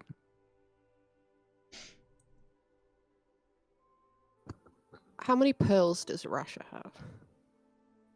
Pearls. I think we used 3 for the Fortune's favors, right? Yeah, I need 100. I need 100 golds worth of a pearl to cast Fortune's favor one time.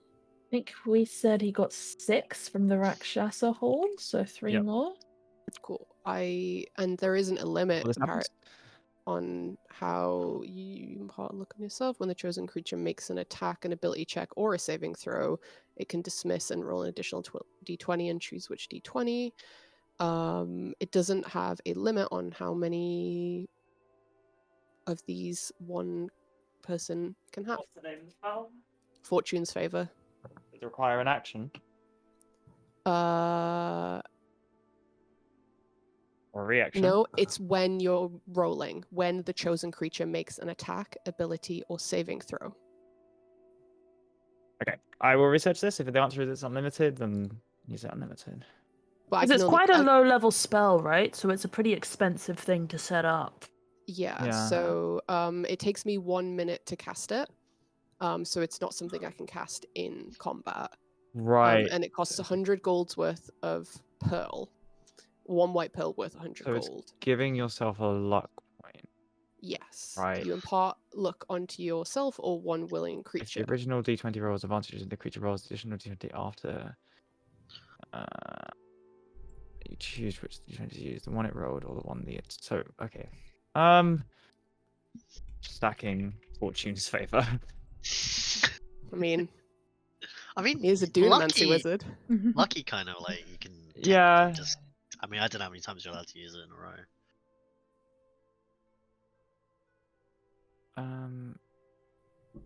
Cons. Right, and it lasts the entire unless you take like let me look.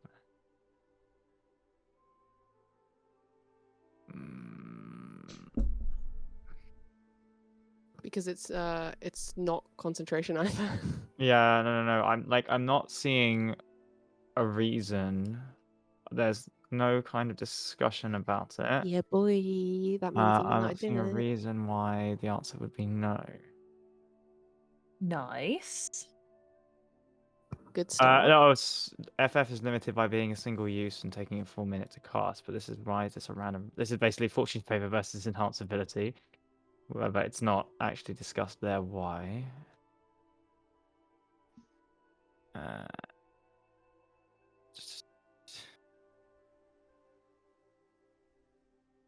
Can you?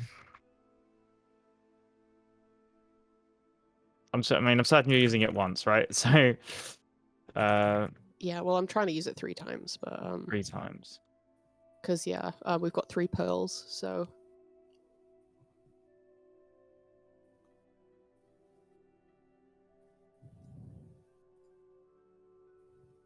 I think I've broken the music bot, by the way, or again. So they got awkward. Yeah. It's I think maybe it's dead. I don't know if it's me or I've not been able to get it to work tonight either, so I've got our playlist playing locally on my computer, so at least the stream has got music. Oh, okay, they have tunes. Yeah. It's Fine, just us Luke's sat not in here. tense silence. Luke's not here, so no one's gonna kick off too much. I mean, he is a musician. If anyone's gonna be kicking off, it's him. I've just had my first gin of the night. I'm ready to kick off, guys. Fuck it. Fine, I'll allow it. I'll allow it. Okay. Ooh. So DM allows it. Roman will invite Haydn to sit down, and he'll start marking the ground around him in sort of like runes that almost look like clock faces. And he takes the pearls off Rasha, and he sort of like puts each pearl in a space around Haydn to kind of give this kind of area and invokes like Fortune's favor on Haydn within this. So I've arranged it so that within this sphere you can draw upon a favorable outcome 3 times. If it seems like you are slipping away or the wand is trying to take more than you will allow it, you may change the odds once more, but you may do that 3 times yourself. Okay. Outside of that, he sort of like scrolls the clock faces, sort of like Doctor Strange, sort of like magic in the air. If I see that something goes awry and it is of a magical nature and I have the ability to change it, I can reverse the course of time up to twice. But if I do not see it, if the wand is working in some sort of way that does not allow me to intervene, I cannot help. But this, gestures to the circle, you can do on your own. You should be able to feel the magic. I can assist you in some way as well. There are a few options, Hayden, depending on the sort of thing the wand does to you when it takes control. AKA, I'm asking if you have any idea if it's like saving throws, ability checks. Do you want advantage on stuff? Do you want +4s? How are we feeling? I have no idea. DM! I have Oh, yeah, zero meta knowledge of this. How long does it take to attune to an item, by the way? An hour. Half an hour. Oh, half A short hour. rest, essentially. Well, whatever your DM defines as a short rest. Do you have any attunement slots? Me? Hmm. Not free. They're all full at the moment. Okay. Don't want the scarab. Anti-necromancy scarab. Because I have a Would the +2 scarab ring of help when protection Unattuning Oh. from the wand? that adds a +2 to saving throws while wearing it. I mean, I could take off one of the things I've got attuned that isn't the Wand of Orcus. Yeah. Should I do that? Yeah. So Roman like looks at his hand and the ring that maybe some of you saw his mum give him,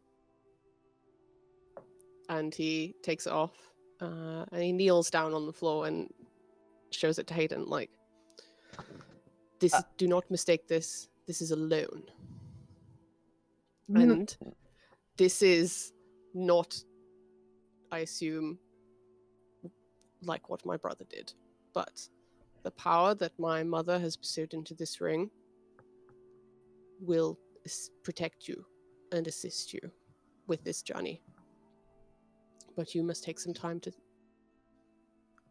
Are you okay? This isn't like a proposal, is it? Because I've only known you for like a couple of weeks, and Let me settle your mind, Haydn. You are not my type.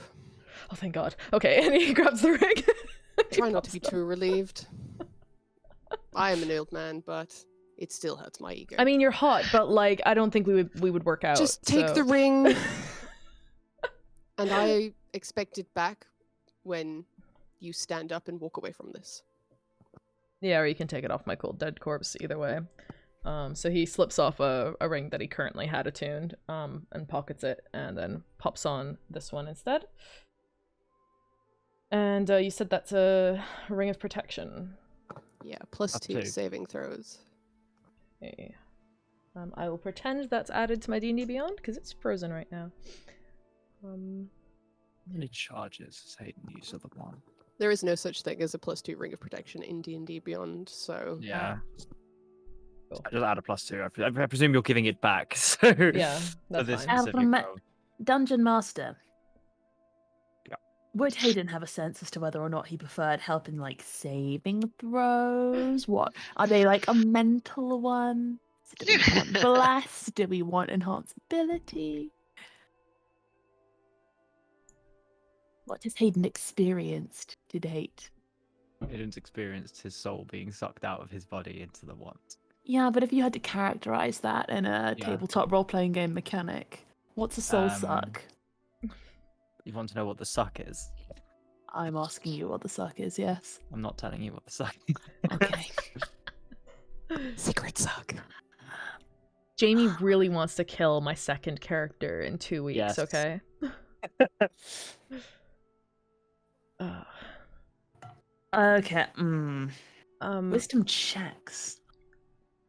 Roman, this thing here, and he gestures at the chalk circle that you've drawn around him. Can I leave this just for a minute to collect my thoughts and come back, or am I kind of have to stay in here now? No, it will last for some time. Okay, cool. I'm gonna... Here, and he takes his bag off of his shoulder and leaves it on the ground and makes it pretty clear he's not walking away with the wand. I'm just gonna... I'll be back in a minute. And he kind of strides off about kind of 30 or 40 feet away. And if anyone's watching him, you'll notice that he kind of takes like a small stone out of his pocket and kind of warms it between his hands and then kind of brings it up to his mouth and looks like he's kind of muttering something into it.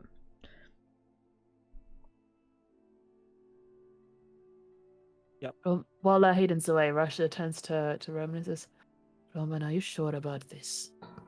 Do you really think we can do this without him dying? Dying is only one of many options the future has for him. Dying now or later.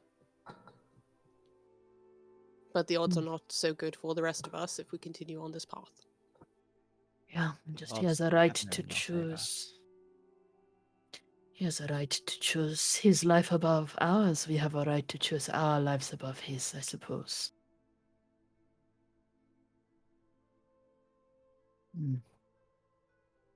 I will pray for him.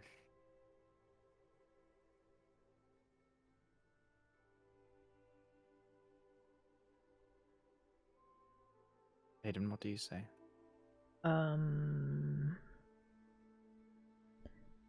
Hey, I know I said this last time, but this might be the last message I send you, so thanks for everything, I guess. And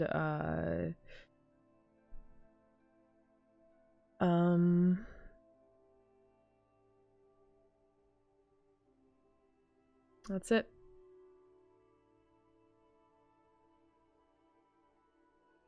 Buddy's voice comes back. Come, Hayden. One day I might just believe you. I've heard of the little boy who cried wolf. I hope you're safe over there. I hope you've delivered it, and I hope you're keeping him away. Hope to see you soon. Well, at least you didn't tell me off for waking her up this time. He pockets the stone and returns to the group. Hayden, before you go back, What? you could always lie. I'll help you. What pretends that I've unattuned from you? Why not? You don't want to die. You don't want to be part of this. You could help each other. A proper partnership. I could be yours. I could give you back Nadan. No, you couldn't. Could I not? Could you actually?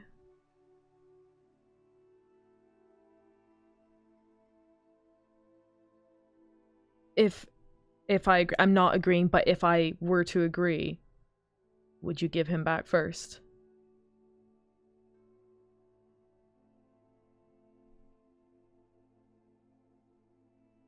Answer me.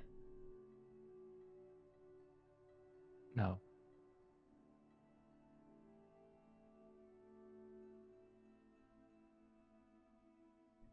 How can I trust you then?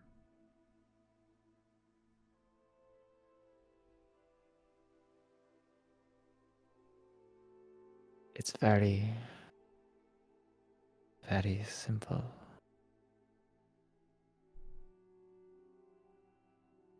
You save yourself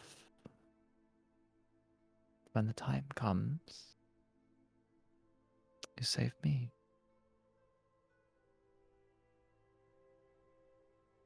I will release Nadan as a sign of good faith that you are ready to uphold your end of the bargain.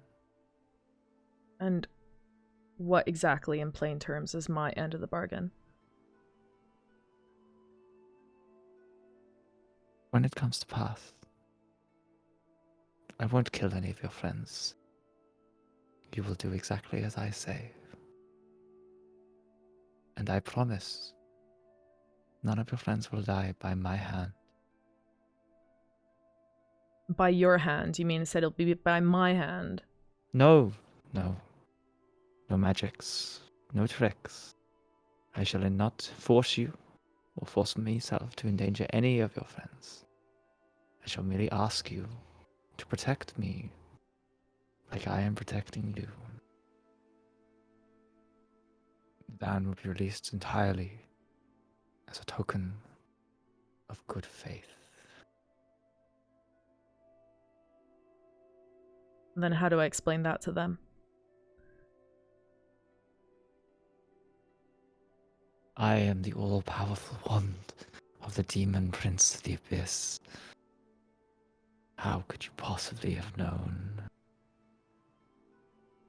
People have underestimated you.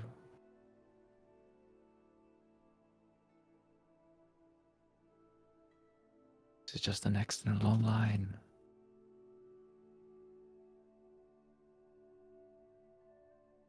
Or take their help. Take the chance. And join little Vespin here where he belongs.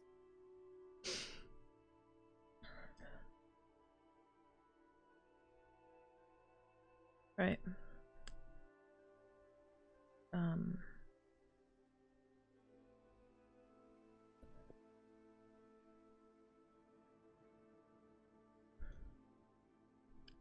I'm not accepting your offer. A shame. And I suppose I didn't underestimate you.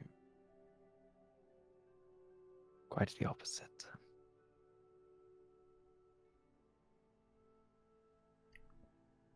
Join the fucking club. And he walks back to the group. Alright. And he steps back into the circle that Roman drew.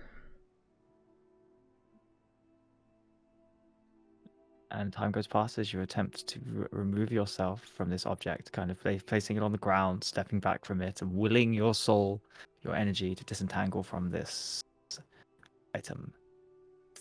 I would Constitution? like to cast Bless Okay. before the shenanigans begin. When it Okay. looks like they're about to drop off, we're gonna re-bless with the holy energy of Geb. Praise Geb. I'd also like to attempt a divine intervention. Okay, go for the divine Um, intervention.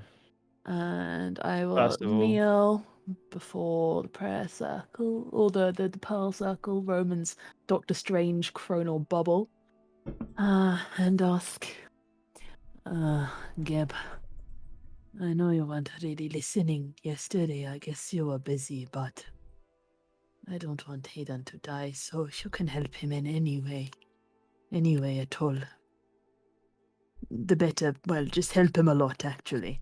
Don't help him in a tiny way, like help him in a really good way. Please.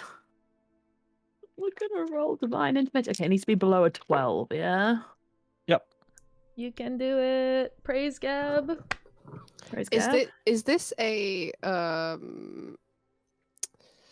Take a attack picture of roll, those and ability send check, them or to me. saving throw? Jamie. We're gonna have an argument about. Are we gonna have an argument about Oh, this? it's gonna be my ruling. Oh, what the dices are. Oh, I hate your ruling. Your ruling is wrong, Jamie. I don't know if we're my having an ruling is argument. No, logical. I don't know if we. I'm gonna put it in player chat. Is this an argument? Because this doesn't read. If it's a 10 plus a 0, Oh, not. that's 20. Wait. No, that's a read it. 4. This is a 4. 004. 4 is. Because that couldn't be 40 and it couldn't be 400. It couldn't be No, 40. It that's couldn't not. be No, 14. we're not arguing about that. That's that in every system. That's a 4, including mine. Did you just fucking divine intervention this shit? Praise Gab, Praise bitches. Oh my god, it finally worked after all this time. Wait, but what did you actually ask for though? You should ask for more money, like. No, really good help. What? I just typed praise Gev into Google rather than divine intervention. What is wrong with me? You're a believer. Hayden's just yes. gonna feel like the warm golden embrace of Gab, protecting him from Orcus. Gab is gonna punch Orcus in the face, dude. He's gonna Imagine fuck him drop up. kicking Orcus. Fucking clothesline. Some Okay, so what was wrestling your moves. what did you ask for? That Geb help Hayden in a really big way, so he can unattune from this without dying. Okay, Hayden, make your Constitution saving throws. So just the one, right? Or wait, what am I rolling on? +2 Well, from you the have ring, one, remember? but in theory you have a lot of extra dice on it. You have a D4. Sorry, you're muted. Sorry, you have a 1 in 20 chance? Pretty much. Yeah, it's percentile dice, you need under 10. Well, it's a 10% chance. Yeah. It's not gonna sorry. work for another 10 days, but 7 days. Sorry, but It only needs to work now. only needs to work once. What's your Constitution saving throw, Hayden? Yeah. Damn, 10. 10. that's pretty You lucky. have. Are you near? Are you change near different Aku? dice Is- rolls. Where's Aku here? You've got the ring, by the way. Oh yeah. It Okay. depends if Wait. you're within the circle of Aku +2. or not. So is Aku nearby? It's 5 feet, right? Yeah, I mean, of course they'd all be standing together, right? I mean, I don't know. Maybe Aku doesn't like Hayden, so he's like fucked off. Like, I hope you die. He's just like carving little sticks into like wooden puppets. Like, Okay. Okay, so it's +5 from Aku's bonus, or 4. Yeah. 5. Okay. Plus 5, Plus right? four. D4 Plus from 4, sorry, Bless. plus 4. I'm D4 from Bless. Okay. And +2 from Roman's ring. So So you rolled a 10 flat, right? Or... yeah, 10 flat +1 from the bless, +5 from the Aku, and +2 from the ring. So that is under 20. It's a fail, but you can roll again. Fortune's favor, baby. Fortune's favor, round 2. 16. Do I re-roll the bless or do I keep the original bless? Fortune's Keep the favor ori- sort you of keep- you rewriting keep- time, so I imagine you'd keep the first You keep the bless. It's the original dice you're re-rolling. So you see. Okay, so that is 1 + 5 + 2, so I'm getting a +8 on these rolls, so that is a total of 24. Okay. Is I it- roll again. I have to roll again? I want to see what the other 2 dice rolls are. A 6. Okay. And I guess, do I take the last one? No, I'm gonna. You take whichever one's highest. Okay. I think it's. Well, I think is that how it works? I- Sorry. You choose. Fortune's favor, you choose. Yeah, so you can roll them all and just see which one you choose. Okay, I'm trying to roll the last one. It's not going through for some reason. It'll all come through at once. Yeah, I know. I'll just roll a flat 20 d20. What is it? I just rolled a natural 20, bitch! Are you fucking kidding me? Praise Praise fucking Gab! Well, it's a good thing you beat the DC of 25. Oh my So- god, so I missed it with the 16, but... Yeah. Praise Gab. Hayden. Praise Gab. Hayden. DI. As you sit there, Roman, you see various clocks flash around, and through your eyes, you see various realities in which Hayden's body crumbles into dust in front of you, just disappearing. Oh my god, But it's not Roman's this freaking out. reality. It's not this reality. It was wrote with the strength, just the will and the power of Aku standing nearby, with the blessing of Geb, and this is the reality where the faith you have all shown in Hayden to a certain level is rewarded. Hayden, as you're staring into this, you feel your soul and your energy being pushed, and the wand starts whispering madly, promising you the world, promising you everything you've ever dreamed of, promising it will help you overthrow Orcus. But to you, it's less sinister than it was before. It almost sounds like begging. And as you feel your kind of soul being pulled and twisted towards the object, you look around,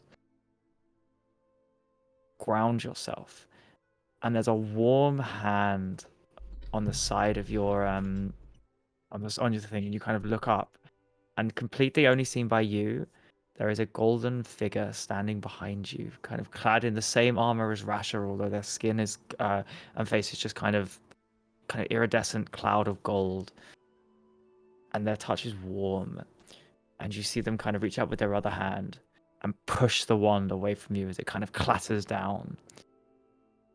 And as it looks, you can almost see this figure smiling as it nods and vanishes. And to the rest of you, you just see Haydn kind of black, kind of the eyes you saw, his eyes go black in the same way that he did when he was casting using the wand. Smoke kind of escapes, but the smoke is escaping into the wand as the wand kind of falls out of Haydn's hand, rolls off to the ground, and just lies completely still, skull still like going down in a laugh. And Haydn kind of falls backwards, breathing heavily, but alive.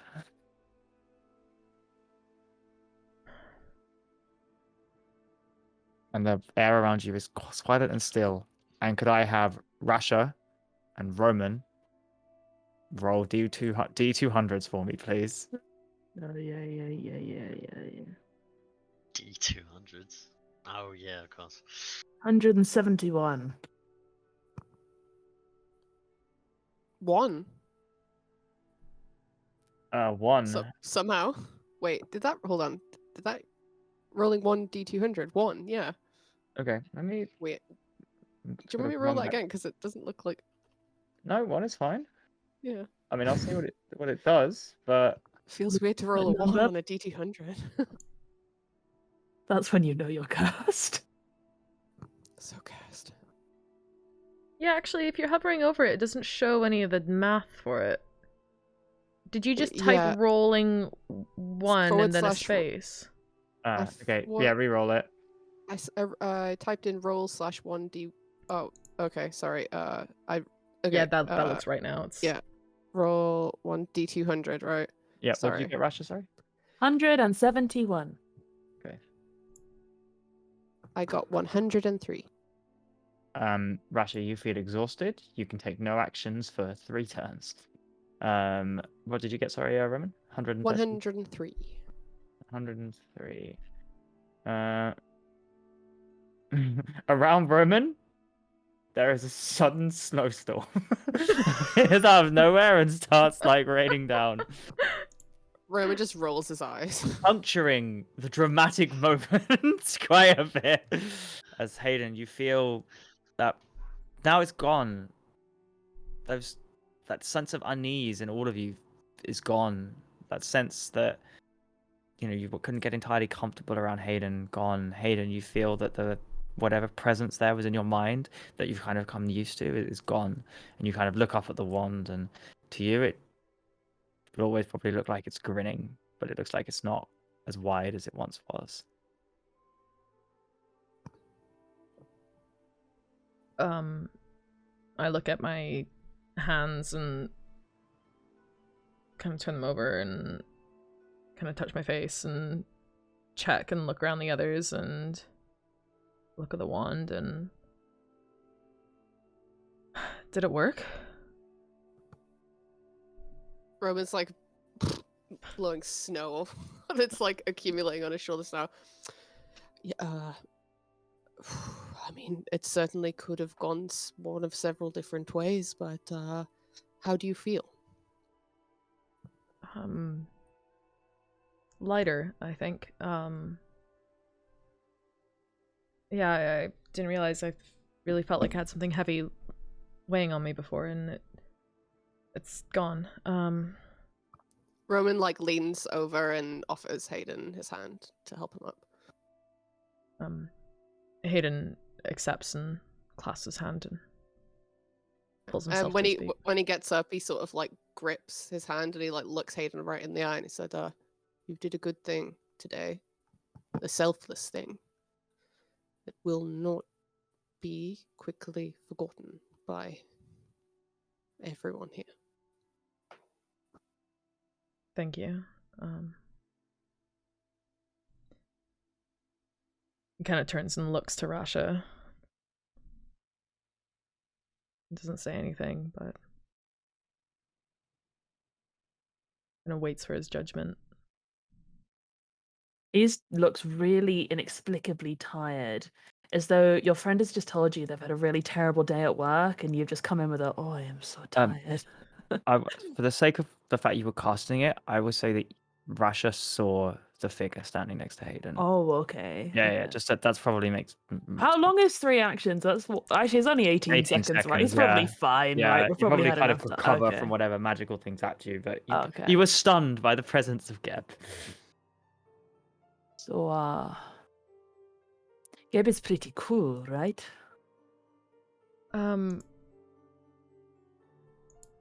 Was that who... I saw a figure, but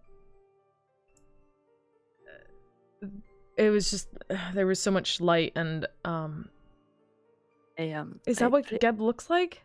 Yeah, I prayed for him to help you. I don't know. He copied my armor. I did not copy his armor. He copied mine. So, yeah, I prayed and he helped you. That was Geb. So he actually is real then. He's not an aboleth. Yeah, he's not an aboleth. Did you see any tentacles? No, it was just lots of light and gold stuff. He's really beautiful, you know. Yeah, I didn't think I would meet a god. So does that mean it definitely worked then? Because he helped, so he did what we asked. You're good then. Yeah, I guess, yeah. Sorry, this is a lot to take in. Roman, while Hayden's sort of like catching his breath, Roman kneels down and sort of like picks up in the sand, like where the pearls have like crumbled, and he's like, I saw what would have happened if it didn't work. Do I want to know?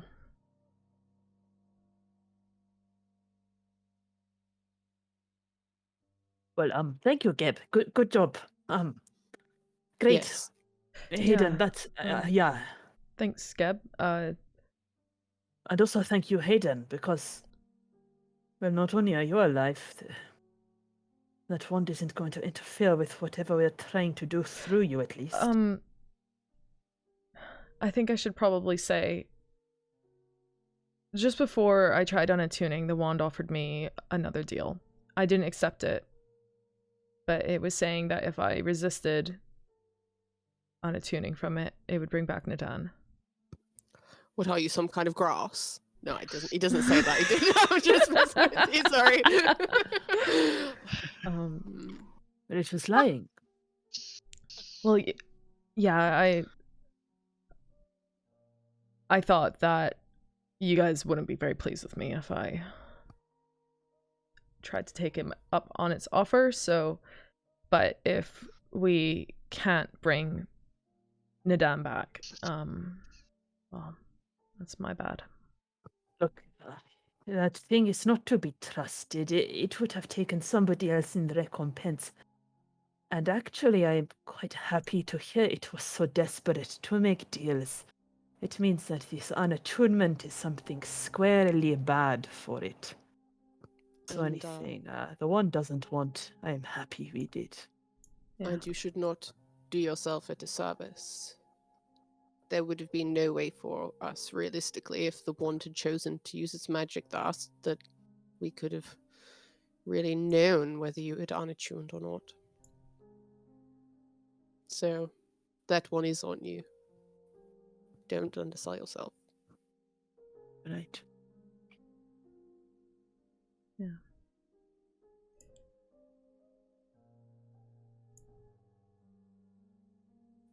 If it helps, someone else should shoulder the burden of this object for a while. Yeah, I agree. I mean, I have a dangerous bag of holding with ghost stuff in it, so... Maybe mingling it with those objects is not such a good idea. Yeah, my finger, like, attaches to the Wand of Orcus. And it's the Wand of Orcus with a finger. Who knows what untold horrors it could. Enact through my severed thing, yeah. The power of Geb, literally at your fingertip. So do we want to try holding it within a bag of holding, or do we just want to try to wrap it up and carry it physically till we get to where we're going to destroy it? Because I can empty out my current bag, or just let someone else hold it. It seems to be much of a muchness, given it had no problem removing itself from your bag of holding previously to enact its wicked whims. That's fair. Yeah. I could place it in an extra dimensional space, apart from that is not in a bag. However, it would be much the same. Yeah. Wherever we can keep an eye on it and just make sure it doesn't go missing when we're not paying attention. Cool. Yeah, but can I nominate that Zug, you are not carrying this thing. Not carrying it. No, you are not carrying this thing. Yes, you seem rather easily swayed, as it were. What makes you say that? You're very amiable, Zug. Oh, thank you. Oh, well, I mean, I don't know if I'd want to carry it anyway. It seems quite scary, actually. And I'm not a magic man. I don't like magic things. If no one else makes a move towards it, Roman will shove it in a wrist pocket. It's in a wristwatch. Wrist pocket. Wrist pocket. As you kind of squeeze it in, the eyes flash green, and it just falls out the other side. So this is how it's going to be then. Humber is so annoying. Could wrap it Is up there in a a way you cloak. could fashion some sort of lead box? Can you conjure materials? I'm not sure how Geb works his magic through you. How does a lead box? I can do that, yeah, I can completely do that. Well, you need to help me make new armor. I can do all of the above. Can't be naked. If it is a metal, though, if I create this thing from nothing, right, then it will last for, I think, an hour.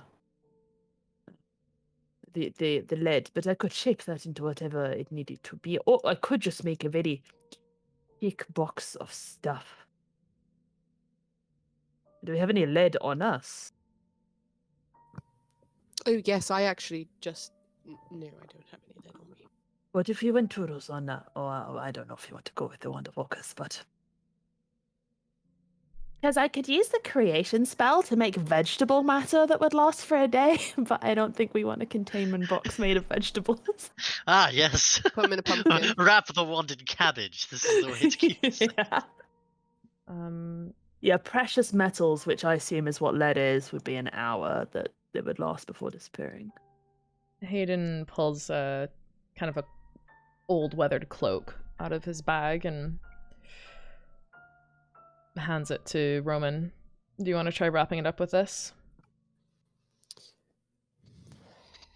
Certainly try. Yeah, try and wrap it up in the cloak.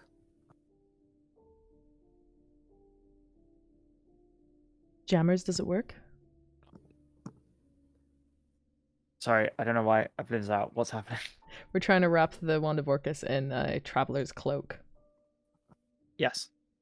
It works? It just seems to not like extra dimensional spaces, yeah. Okay. Cool. Then yeah, wrap that in like a belt as well, and use the belt to carry it like a strap. I could put it in like you said something about ball bearings, Hayden. I could make a steel or iron cage for it so it cannot just fly around.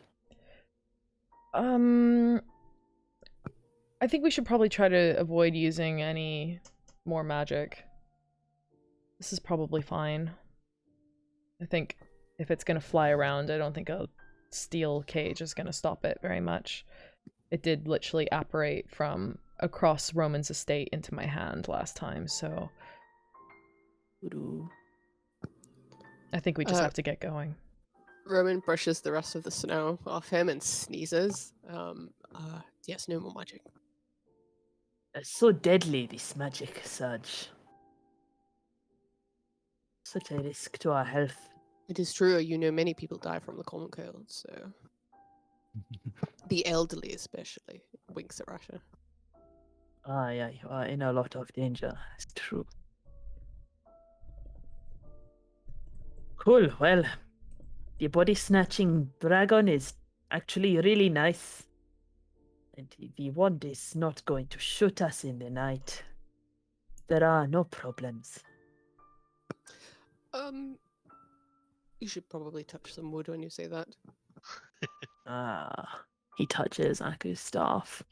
Oh, spear. Oh dear. Oh my. It's a wooden spear, isn't it? Uh-huh. Sure. Before you touch his spear, Aku kind of looks quite alarmed at you and sort of moves away as if you've just reached to do something incredibly inappropriate. What? They said to touch a wood thing. It is just a saying. No harm. Oh. Ah, cool. Well, I will not touch your spear thing. Aku, there are trees around us, right? Or like vegetation? No? What kind of trees are there in the barbed fields? Like Okay, bushes, fine. probably. Aren't they all like Fine. spires of rock and stuff? There's like very little. The vegetation that is here is like weird and wiry and not particularly healthy, and a lot of it's just kind of ruins and lots of sand dunes. Yeah, but a and dead craggy tree is still outcrops. wood, right? Like it. Yes, sorry, Hmm. but there's not. like, You'll find some deadwood around. Very old, dead trees. Aku looks pointedly at the dead trees. Rasha walks to the dead tree, maybe like 50 paces away, slaps it, walks back to the group. It's more of a saying, but I appreciate your enthusiasm. I don't know what is literal or what is not. You know, at this point, whatever makes us safer, because everything sucks and is dangerous. And with that said, should we continue on our way through the sucky, dangerous landscape toward our goal? Yes, let's go to the big tree so I can touch a bigger thing of wood and hopefully nothing goes wrong there. I imagine you will get a substantial amount more luck than from, yes. Right, the Before- lucky tree. We move on. Not to alarm anyone, but I'm almost certain that Ghost is at the tree currently. What? How would you I know am that? alarmed. Is that how far away is he? DM? 36 miles Oh, does that match up with to the how? north. Erin. On that news, she's like, Hi. fucking I'm out. I'm not dealing with Ghost again. Yeah, so it's 36 miles to the north. You don't know exactly how far it is, but 36 miles feels like about a week's travel. It's going to take you a week to get. Oh, I thought you said 6 miles. No, 36. Right. Okay. So then, what I asked you before, it doesn't match up with where No, the it tree does. is. The tree is 36 miles to the north, roughly. Oh, About 7 days travel. I thought we were close. No, Okay, you've got never 7 mind. days of travel. Yeah, and no. half Okay, days. I said what I said. For our cats. Like, our cats run, right? Yeah, but sort of this. Right, so I googled how far it takes horses to how far horses can travel in 7 days, and the answer was 36 miles. About. Really? Yeah. Horses are rubbish. Yeah, they suck. Huh. Fucking Takes me horses. half Legs an hour down. to travel didn't- 36 because miles you're into not- London. You're not dashing the whole time, right? They're not like they will get tired. Like Nah, they walk quite a lot. D&D combat is not like the perpetual existence of these Yeah. creatures. Yeah. Just dashing anyway. the whole way. Yeah, no, I am actually quite alarmed by that. Aku, how do you know that?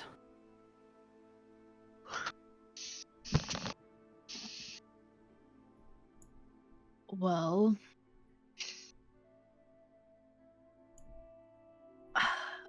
I saw Ghost at the tree. And I saw him cut his cheek, like yours is cut now.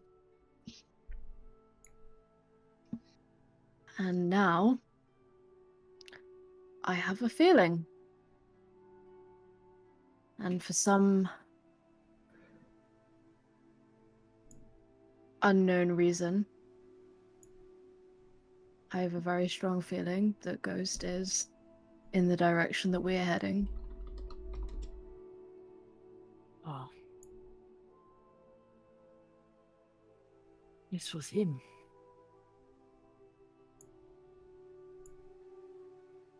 Definitely sounds like it could be him. What are we going to do if it is him and he is there? Because I believe Aku. Oh, just kill him. Good, great. Can't wait for that.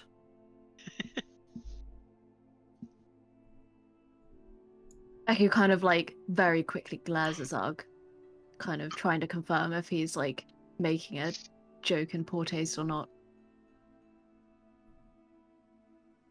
What was... Oh, yes, of course.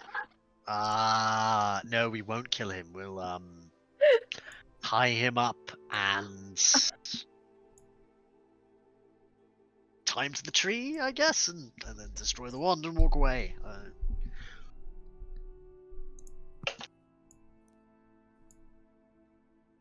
Well, I mean, I guess if I die, then, you know, Aku, you can just bring me back to life. You can do that as well. Sylvanas is, you know, it's cool. I guess I could die. That's fine. We'd like to avoid that, hopefully. Agreed. Not an ideal outcome. I would like to avoid dying as well, but we have to destroy the wand, and if Ghost is going to be in the way and we have to fight him, then I don't know. I'm sure Geb will protect me. Right?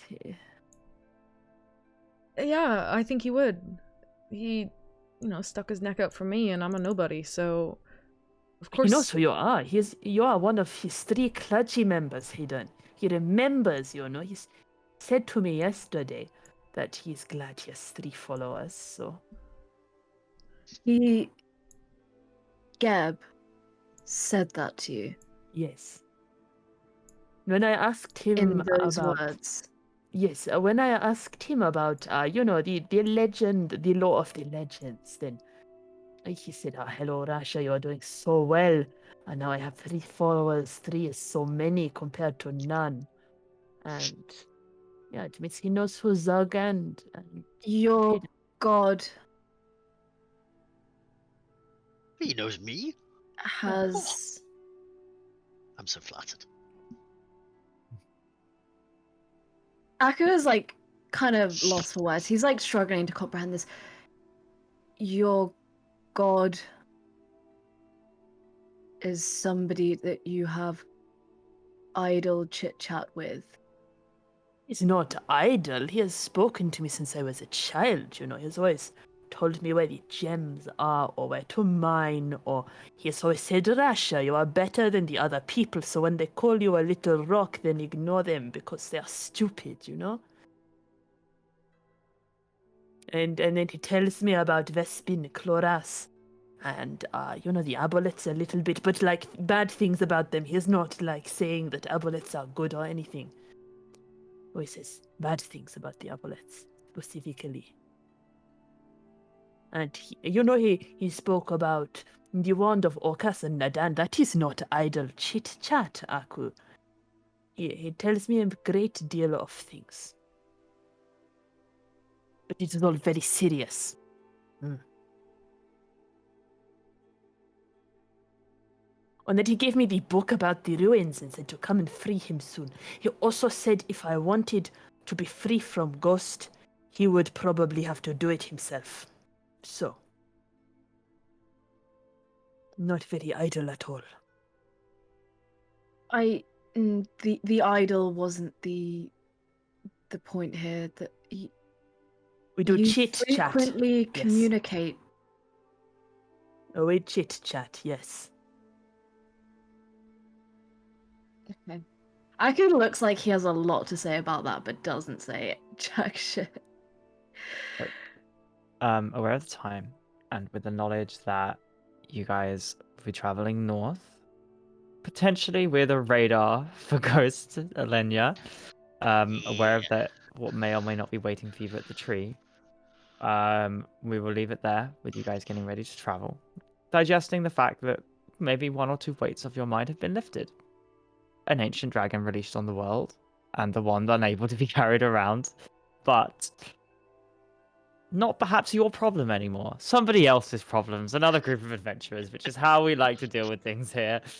There's a announcement, I think, from Erin very quickly. It's Lauren's birthday on Thursday, so we got her a little present, and we're gonna show you on stream right now. Ta-da! This is a commissioned artwork from Riot Bones on Twitter, who drew your boys, Ghost. Yo, what the fuck, dude? Oh my god. Oh man, Wait, I don't no have stream? So I don't have the epic. reaction cam. I need the reaction cam. Oh my god. No reaction cam. My jaw just dropped. Wait, What wait, the is it on hell? stream? Yo, Yes, it's on Scooby stream. kind of thick. Put it back. Put it back. I'll Put it put back. it back. I'll put it back. Yeah. Yo, what the F? I can Oh my see that. god. That's so dope. Oh my god, thank you guys so much. You're the best. When they sent the like sketches back and shit, we were just like, "Oh my god, that's so cool." I was like, yo, this is a Bucky's happy sketch. Bucky, do you like it? Bucky loves it. So, Anyway, happy birthday. happy birthday, Oh Lauren! my god, thank you so birthday, much, guys. You're Lauren. so sweet. And we will be celebrating with drinks this week. Karaoke. Karaoke. Yay. So yeah. So we just wanted to wish you a little happy birthday. Aw. And yeah, that's it. So hope you have a good one.